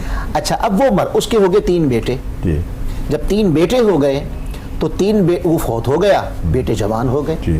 اب جیسے آپ پہلے بات کر رہے تھے کہ شاید وہ بات ہم آپس میں کر رہے تھے کہ باپ کو سمجھتے ہیں کہ یہ اب عقل مند نہیں رہا ہے. تینوں بیٹے بڑے ہو گئے. عربی زبان میں بڑے کو کہتے ہیں اکبر، اچھا، چھوٹے کو کہتے ہیں اصغر، ٹھیک ہے، جو درمیانہ ہوتا ہے اسے کہتے ہیں اوسط. اوسط درمیانہ اس کو کہتے ہیں. اب جو اوسط، اب جو بڑے ہو گئے، اب انہوں نے سوچا کہ یہ ہمارا باپ کیا کرتا ہے، بھئی پھل ہمارا، محنت ہماری، سارا کام ہم نے کیا، بالکل محنت ساری کی، اتنا پھل آ گیا، یہ باپ کیا کرتا ہے، سارا پھل غریبوں میں بانٹ دیتا ہے. ہم اس عمل کو اب چلنے نہیں دیں گے. یہ رات کو فیصلہ ہو رہا ہے جب کہ باغ پک چکا تھا، اس وقت یہ فیصلہ کر رہے ہیں. اب جب یہ فیصلہ کر رہے تھے تو اب دیکھیں نا، ایک ٹاک جاری ہے، 3 کے درمیان ایک ایجنڈا یہ ہے کہ غریب کو مال نہیں دینا، ٹھیک ہے، غریب کو ہم نے کچھ نہیں دینا. یہ بات ہو رہی ہے. اب مجھے بتائیں کہ 2 ایک طرف ہوں، 2 کہیں کہ دینا ہے، اور ایک جو ان کے ساتھ کرے گا اختلاف، ٹھیک ہے، بات کیا ہے کہ غریبوں کو نہیں دینا، ٹھیک ہو گیا. قرآن کہتا ہے جو درمیانی تھا نا، اوسط اسے کہتے ہیں، اس نے اختلاف کیا. اچھا ٹھیک ہے. اب جب اس نے اختلاف کیا ہوگا تو کیا کہا ہوگا؟ 2 جو کہہ رہے ہیں کہ نہیں دینا، تو تیسرا کہے اختلاف تو کیا کہے گا؟ دینا ہے، یہی کہے گا نا. بالکل صحیح. اب اس نے اختلاف کیا. اب ہمارے ہاں جیسے معاشرے میں ہوتا ہے، جو 2 بڑے ہو جائیں، 2 مل جائیں تو پھر تیسرے کو دبا دیتے ہیں، تو اس نے دبا دیا. خیر اس نے اختلاف کر لیا کہ نہ اس عمل کو نہ روکو. ہوا کیا، انہوں نے کہا نہیں، ہم ان کا باپ تو بیوقوف تھا، مال ہمارا، محنت ہماری، تو اتنا بڑا حصہ غریب لے جاتے ہیں. انہوں نے کیا کیا، باغ پک گیا. اب قرآن کہتا ہے اذ اقسموا، کہ انہیں وہ سناؤ بعد میں آپ کو نا یہ آیتیں بھی پڑھ کے سنانا چاہتا ہوں، پلیز آیتیں پڑھ کے سنانا چاہتا ہوں تاکہ ہمارے تاجر سمجھیں، ہمارے تاجر سمجھیں، ہمارا امیر طبقہ سمجھے، ہمارا وہ طبقہ سمجھے جنہیں اس بات کا احساس نہیں ہے کہ ان لوگوں کا کیا حال ہوتا ہے جن کے پاس یہ، جن کی رات اس طرح گزرتی ہے. اب ہوا کیا کہ اللہ پاک نے فرمایا جیسے میں نے انہیں سمجھایا تھا، ان کو آزمایا تھا، ان کو وہ واقعہ سناؤ. قرآن کہتا ہے اذ اقسموا، جب انہوں نے تینوں نے قسم کھائی، لَيَسْرِمُنَّهَا مُصْبِحِينَ، صبح ہونے نے دو، ایک پھل کا دانہ بھی کسی کو نہیں دینا. ایک پہ قسم کھا لی باپ کے عمل پر، ٹھیک ہے. اب رات کو یہ کہہ کے وَلَا يَسْتَثْنُونَ، اور غریبوں کا استثناء نہ کیا کہ یہ غریب کا مال ہے، یہ انہیں دینا، یہ یتیم کو دینا، یہ نہ نکالا، یہ حصہ نہ نکالا. یہ کر کے سو گئے. اب آپ دیکھیں باجی ارم کہ انہوں نے صرف نیت بدلی ہے، ابھی کچھ کیا نہیں، عمل کیا، ابھی کیا کچھ نہیں، نیت بدلی ہے کہ غریب مرتا ہے تو مرے، میں نے غریب کیا ہے، جی بیوہ کو میں نے بیوہ کیا ہے، میری ذمہ داری ہے. ایسا سوچتے ہیں لوگ، ایسا سوچتے ہیں میری ذمہ داری. یہ کہا رات کو سو گئے، نیت بدلی، باپ کی نیت بدلی. اللہ پاک نے فرمایا فطاف علیہا طائف من ربک، اے میرے محبوب پہ تیری رب کی طرف سے عذاب آیا، اور عذاب آیا، اور آنے والا عذاب ایسا آیا وہ جو باغ پھل سے بھرا ہوا تھا اسے صفحہ ہستی سے مٹا کے رکھ دیا. وہم نائمون، ڈھونڈ نہیں سکے، اور وہ سو رہے تھے، نیت بدل کے سو رہے تھے. اب کیا ہوا، بڑا دلچسپ واقعہ ہے. فاصبحت کالصریم، صبح اس باغ کی حالت ایسے ہو گئی جیسے کٹی ہوئی کھیتی. پھر فتنادوا مصبحین, صبح اٹھے جیسے اذان سے پہلے کوئی اٹھے کہ ابھی وہ نہیں اٹھے, ایک دوسرے کو آوازیں دینے لگے, فتنادوا, اٹھو اٹھو صبح ہو گئی ہے, اٹھ گئے. اب قرآن کہتا ہے انغدوا علی حرثکم ان کنتم صارمین, چلو چلو جلدی چلے اپنے باغ کی طرف اگر چاہتے ہو سارا پھل توڑ لیں. یہ بات کرنے کے بعد فانطلقوا, چل پڑے, وہم یتخافتون, آپس میں باتیں کیا کر رہے ہیں, باتیں کرنے لگے, اللہ یدخلنها اليوم علیکم مسکین, آج تو کوئی مسکین نہیں آئے پائے گا, آنے نہیں دیں گے, بس آج تو ہم اتنی جلدی اٹھ گئے ہیں کہ ابھی تو سارے سوئے پڑے ہیں, تو آج کوئی مسکین داخل نہیں ہونے پائے گا, سارا ہی باغ کا پھل ہم سنبھال لیں گے, لے جائیں گے. وغدوا علی حرد قادرین, اور اپنے اس عمل پر اس بات میں اتراتے جا رہے تھے کہ ہم قدرت رکھتے ہیں, سارا مال ہمارا ہوگا. اب قرآن کہتا ہے فلما رأوہا, جب وہاں پہنچے تو باغ ہی نہیں تھا, باغ ہی نہیں تھا, صرف نیت بدلی, صرف نیت بدلی, باغ نہیں تھا. قرآن کہتا ہے قالوا انا لضالون, کہنے لگے لگتا ہے راستہ بھول گئے ہیں, ابھی رات تو موجود تھا, رات تو بڑا ہوا تھا باغ, لگتا ہے کہیں اور آ گئے ہیں. لیکن جب محل وقوع دیکھا, دائیں دیکھا وہی باغ ہے, بائیں دیکھا وہی باغ ہے, آگے پیچھے دیکھا وہی باغ ہے, تو پھر کیا کہنے لگے, بل نحن محرومون, نہیں ہم بھولے نہیں, دراصل ہم محروم کر دیے گئے. جب آپ غریبوں کا, اب اگلی بات جو میں سنانا چاہتا تھا, جب انہوں نے یہ بات کی کہ بل نحن محرومون, آئے محروم ہو گئے, اب وہ درمیانوں کو میں نے کیا کہا, اوسط کہتے ہیں, قال اوسطہم, اب یہ حال دیکھ کر درمیانہ بولا الم اقل لکم لولا تسبحون, یہ بڑی اہم بات ہے. اس نے کہا میں نے تمہیں کہا نہیں تھا اللہ کی تسبیح کرو. اب یہ جوڑ ملتا ہے, بالکل ملتا ہے. بات ہو رہی ہے غریبوں کو نہیں دینا, بالکل ملتا ہے, بات ہو رہی ہے یتیموں کو نہیں دینا, محنت ہماری ہے, اور وہ کہہ رہا ہے میں نے کہا نہیں تھا تسبیح کرو. اس کا معنی کیا ہوا کہ اللہ کی تسبیح صرف دانے پہ نہیں ہے, اصل تسبیح یہ ہے کہ تم غریب کا حق دو, یہ اللہ کی تسبیح ہے. کیا بات, وہ کہہ رہا تھا غریب کا حق نہ روکو, قرآن مجید نے اس کے یہ کہنے کو کہ غریب کو پہنچنا چاہیے اپنی تسبیح قرار دے دی. کیا بات. تو یہ ہے کہ یہ ذخیرہ اندوزی کرنا اپنی آخرت تباہ کرنا ہے, اور اللہ سے تجارت کرنا, جیسے حامد صاحب بتا رہے ہیں اور ان کا تجربہ ہے جی, اس میں برکت بھی ہے, اس میں ایمان بھی ہے, اس میں اللہ راضی بھی ہے, اور آپ کی کمی نہیں ہوتی, نہیں بالکل کمی نہیں ہوتی. اور پھر اس صورت میں آپ دیکھ لیں کرونا کیا ہے بھئی, ان پر عذاب کیوں آیا, غریبوں سے ہاتھ اٹھایا. میں ذاتی طور پہ جانتا ہوں, میں اس بات کو, میں پورا پاکستان, ہم باہر بھی آتے جاتے رہتے ہیں, ملیشیا اور ادھر گلف وغیرہ میں آتے جاتا رہتا ہوں, تو میں نے یہ اپنے جنوبی پنجاب کی بات سنا رہا ہوں, وہاں یہ میں نے دیکھا ہے کہ مزدور سے وہ کٹائیاں ہوتی ہیں نا, فصل کی کٹائیاں, اس سے وڈیرے لوگ, جگیردار لوگ, سرمایہ دار لوگ, ان سے طے کر لیتے ہیں بھئی آپ گندم کاٹو تو اتنا تمہیں دیں گے. اب وہ بیچارے دھوپ میں, ان کی خواتین بھی لگی, بھوک لگا بچے بھی جا رہے ہیں, خواتین لگی ہیں, وہ کاٹ رہے ہیں, جب وہ کاٹ کے مکمل کر دیتے ہیں اپنے قول سے پھر جاتے ہیں. اچھا, اور کہتے ہیں یہ اتنا ہے, لینا ہے لو, نہیں لینا تو نہ لو. اور چونکہ ان کے پاس طاقت ہے, تو وہ پھر وہ بیچارے کچھ کرنے کی.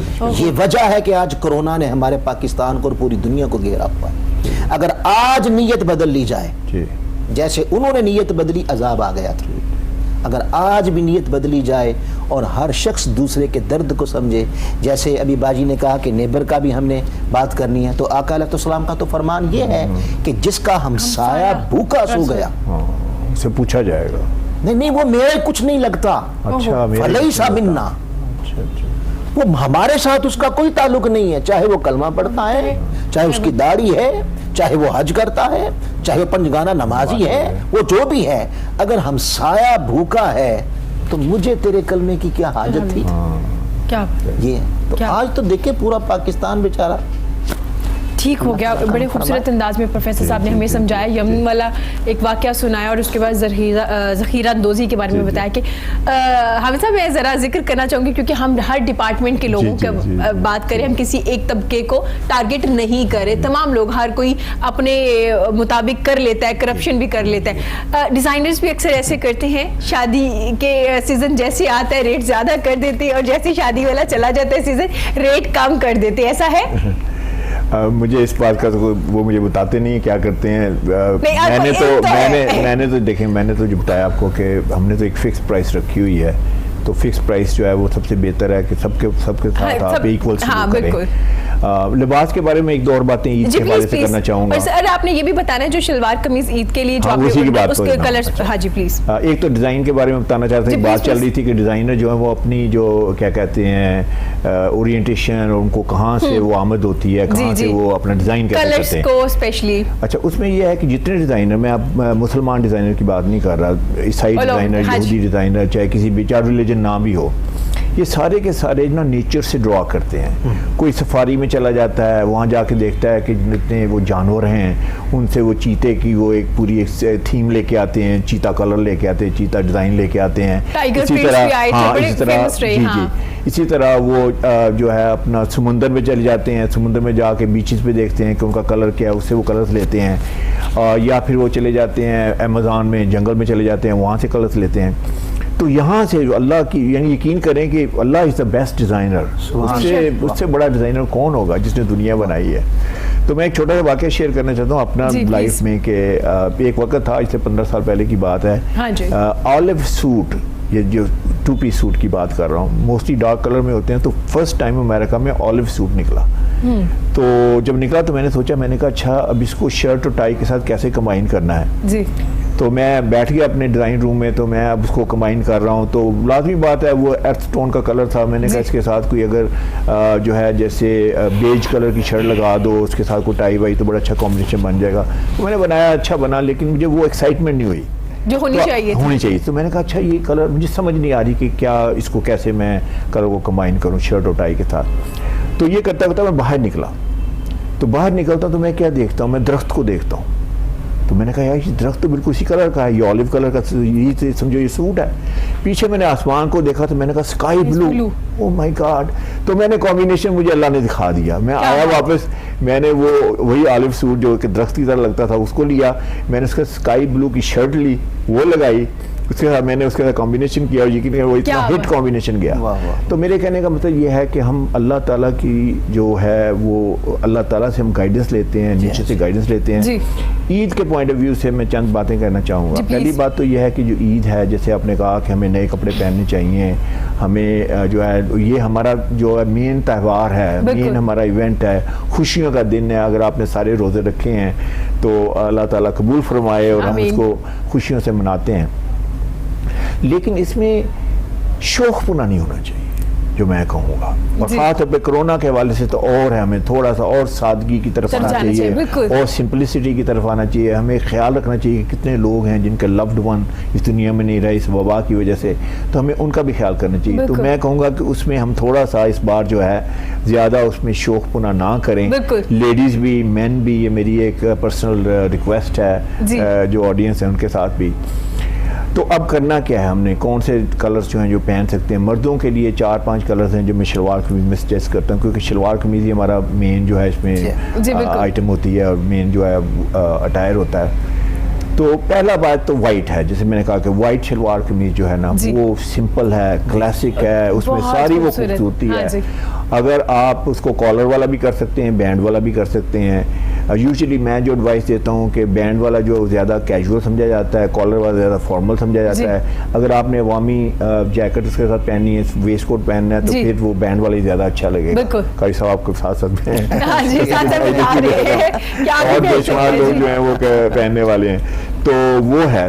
اس کے ساتھ جو ہے اب کلرز کی طرف آ جاتے ہیں. کلرز جو ہیں وہ وائٹ جو ہے وہ ہے. دوسری بات جو اور اچھا کلر ہے وہ ہے نیوی کلر ہے, ڈارک نیوی, بہت خوبصورت کلر ہے, وہ بھی اچھا لگے گا. بلیک جو ہے وہ بھی بڑا پاورفل کلر ہے, بہت اچھا لگتا ہے, ہماری اسکن ٹون پہ موسٹلی پہ بڑا اچھا لگتا ہے. کہتے ہیں نبی پاک, مجھے پتہ نہیں آپ شاید کریکٹ کر دیں, نبی پاک صلی اللہ علیہ وسلم جب جنگ ہوتی تھی تو اس دن وائٹ نہیں پہنتے تھے, اس دن بلیک پہنتے تھے, کیونکہ black is a power colour. جیسے آپ نے بات کی کلر بولتے ہیں, کلرز جو ہے وہ میسج دیتے ہیں اگلے بندے کو. بلیک ہوتا ہے کہتا ہے بھائی دور سے بات کرو, میرے پاس کوئی مت کرو. وائٹ ہوتا ہے بھائی آؤ میرے پاس آؤ. تو اینی وے نیوی کلر ہماری اسکن ٹون بھی بڑا اچھا لگے گا. پھر گرے کے 2-3 شیڈز ہیں بڑے اچھے لگتے ہیں, جیسے لائٹ گرے ہے, مڈ گرے ہے, پھر اس کے بعد اس کے چارکول گرے ہے. یہ 3 کلر بھی بڑے خوبصورت کلر ہیں. جو بلو ہے وہ بھی پہنا جا سکتا ہے. بلو کو اتنا, میرا مطلب اتنا زیادہ وہ پروفیشنل کلر نہیں کرنا جاتا شلوار قمیض میں, شرٹ میں اچھا ہے. تو یہ 4-5 کلرز ہیں. اور اس کی سب سے بڑی بات یہ ہے کہ جب آپ اسے سلوائیں تو اچھی طریقے سے عمدہ سلوائی کروائیں. تو اس میں یعنی یقین کریں کہ کالر جو کف ہیں یہ اس میں بکرم جو لگاتے ہیں, کئی بار دردی حضرات میں پیسے بچا جاتے ہیں, وہ ایک جو بڑا سستا سا لگا دیتے ہیں, سارے اس میں ببلز آ جاتے ہیں, سارے بکلز آ جاتے ہیں, تو وہ بڑا ایسے لگتا ہے بڑا چیپ سا لگتا ہے. تو یہ خیال رکھیں کہ جہاں سے آپ سلوا رہے ہیں کوالٹی سٹچنگ ہے, میرے پاس آنا چاہتے ہیں تو میں انشاءاللہ آپ کو موسٹ ویلکم. نام تو آپ نے بتا دیا, ہمیں سعید ہے, آپ مجھے سوشل میڈیا میں دیکھ سکتے ہیں. تو اینی وے میں وہ جو ہے, اور پھر آپ کی شخصیت کے مطابق ہو وہ سارا لباس جو ہے. اگر آپ نے اسے ڈریس اپ کرنا ہے تو پھر آپ جیسے قاری صاحب نے پہنی ہوئی ہے, پروفیسر صاحب نے ویسٹ کوٹ آپ پہن سکتے ہیں, یا اس کے اوپر آپ ایک جیکٹ یا کوٹ پہن سکتے ہیں, وہ بھی اچھا, وہ بھی بڑا اچھا لگتا ہے. تو یہ لباس ہے. اس کے لیے لیڈیز کے لیے میں نے کہا کہ اس پر ذرا زیادہ ڈول اپ نہ ہوں, ٹھیک ہے, تھوڑا سا اس کو جو ہے سادگی کی طرف. ٹھیک ہو گیا. بہت شکریہ حامد سعید آپ کا, اور جناب بیسٹ آف لک جو آپ کی آ رہی ہے عید پہ جو کلیکشن آ رہی ہے اس کے لیے. اور آپ نے اتنے خوبصورت انداز میں کلرز کے بارے میں بتایا نا کہ سمجھ آ رہی کہ واقعی کلرز بولتے, اور آپ کے لیے آپ کی پرسنالٹی کے مطابق ہی آپ کو کلرز پہننے چاہیے, اور جو آپ کا ڈیزگنیشن ہے اس کے مطابق ہی آپ کو کپڑے بھی پہننے چاہیے. جناب آپ کا بہت شکریہ. پروگرام کے اینڈ پہ ہم چاہیں گے آپ دعا بھی کروا دیجئے, اور اسی کے ساتھ مجھے اجازت دیجئے. خوش رہیے, اپنا اور ارد گرد کے لوگوں کا بہت زیادہ خیال رکھیے. اللہ حافظ. آمین. اللہم صلی علی سیدنا و مولانا محمد وعلی آلہ وصحبہ وبارک وسلم. ربنا تقبل منا انکا انت السمیع العلیم وتب علینا انکا انت التواب الرحیم. یا اللہ, رمضان المبارک کی روحانی مبارک ساعتیں ہیں, اس میں مولا ہم سے جو نافرمانیاں ہو جائیں, ہم سے جو غلطیاں ہو جائیں لا علمی میں, تو اسی رحمت برے مہینے کے مولا توسل سے تو ہمیں معاف فرما دے. الہی, اس وقت پوری دنیا میں کرونا وائرس پھیلا ہوا ہے, یہ وبا ہے, جان لیوا ہے, یہ تیری آزمائش ہے, عذاب ہے. میرے مالک تو بہتر جانتا ہے. الہی ہمارے گناہ معاف فرما دے, ہماری لغزشیں معاف فرما دے. حضور کی پوری امت کو اور پوری انسانیت کو یا اللہ اس وبا سے چھٹکارا عطا فرما دے.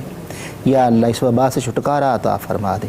اے میرے مالک, جتنے لوگ رمضان میں روزے رکھ رہے ہیں, تراویح ادا کر رہے ہیں, قیام لیل کرتے ہیں, دن کو روزہ رکھتے ہیں, مولا ان سب کی یہ عبادت اور کاوش اپنی بارگاہ میں قبول کر. اور الہی جو نہیں رکھ پا رہے مولا انہیں توفیق عطا فرما. یہ کوہ نور ٹی وی والے الہی تیرے محبوب کا پیغام, تیرے دین کا پیغام لوگوں کے اندر شعور کی بیداری اور لوگوں کے اندر اویئرنس پیدا کرنے کے لیے جتنی کاوشیں کر رہے ہیں مولا ان کی قبول فرما. یا اللہ, ان کے تمام جتنے بھی انتظامیہ ہے, ان کے مالکان, انتظامیہ, اس ادارے کے ساتھ جتنے وابستہ لوگ ہیں, ان سب کو یا اللہ خیر عطا کر. الہی ان سب کے دکھ درد دور فرما دے. الہی ان کے گھروں میں خیر و برکت پیدا فرما دے. پاکستان کے ہر مسلمان اور ہر مولا باسی کو اپنی رحمتوں سے نواز دے. یا اللہ, جو اس وقت غریب ہیں امیروں کے دلوں میں ڈال دے ان کی معاونت. اے میرے مالک, غریبوں کا خیال رکھنے والے دل عطا کر. مولا تیرے ساتھ تجارت کرنے والے دل عطا کر. تیرے ساتھ مولا تجارت کرنے والے دل عطا کر. الہی حامد میر صاحب کو, یہ محنت کر رہے ہیں اور یہ آج اچھی باتیں بھی ان سے ہم نے سیکھی ہیں. الہی, یہ جس طرح تیری مخلوق کو سجا رہے ہیں تو ان کے من کو سجا دے. الہی ان کے تن کو سجا دے, ان کے گھر-بار کو سجا دے, ان کے بیوی بچوں کو, ان کے اعزاء و اقارب کو, سب کو یا اللہ خیر و برکت عطا فرما. یہ میری بہنا باجی ارم یا اللہ اس کو صحت و تندرستی عطا فرما، ہر قسم کی پریشانی مولا دور فرما، الہی ان کے بہن بھائیوں کو، ان کے اعزاء اقارب کو سب کو خیر عطا کر، ان کے گھروں سے ہر قسم کی بلا وبا، رنج و الم، دکھ درد، بیماریاں، جادو، سحر ٹونا، زمینی آسمانی آفات و بلیات اپنے محبوب کا صدقہ سب دفع فرما دے۔ ربنا آتنا فی الدنیا حسنہ وفی الآخرۃ حسنہ وقنا عذاب النار وقنا عذاب القبر وقنا عذاب الحشر وقنا عذاب المیزان وافوض امری الی اللہ ان اللہ بصیر بالعباد وصلی اللہ تعالی علی حبیبہ سیدنا و مولانا محمد وعلی آلہ و اصحابہ اجمعین برحمتک یا ارحم الراحمین۔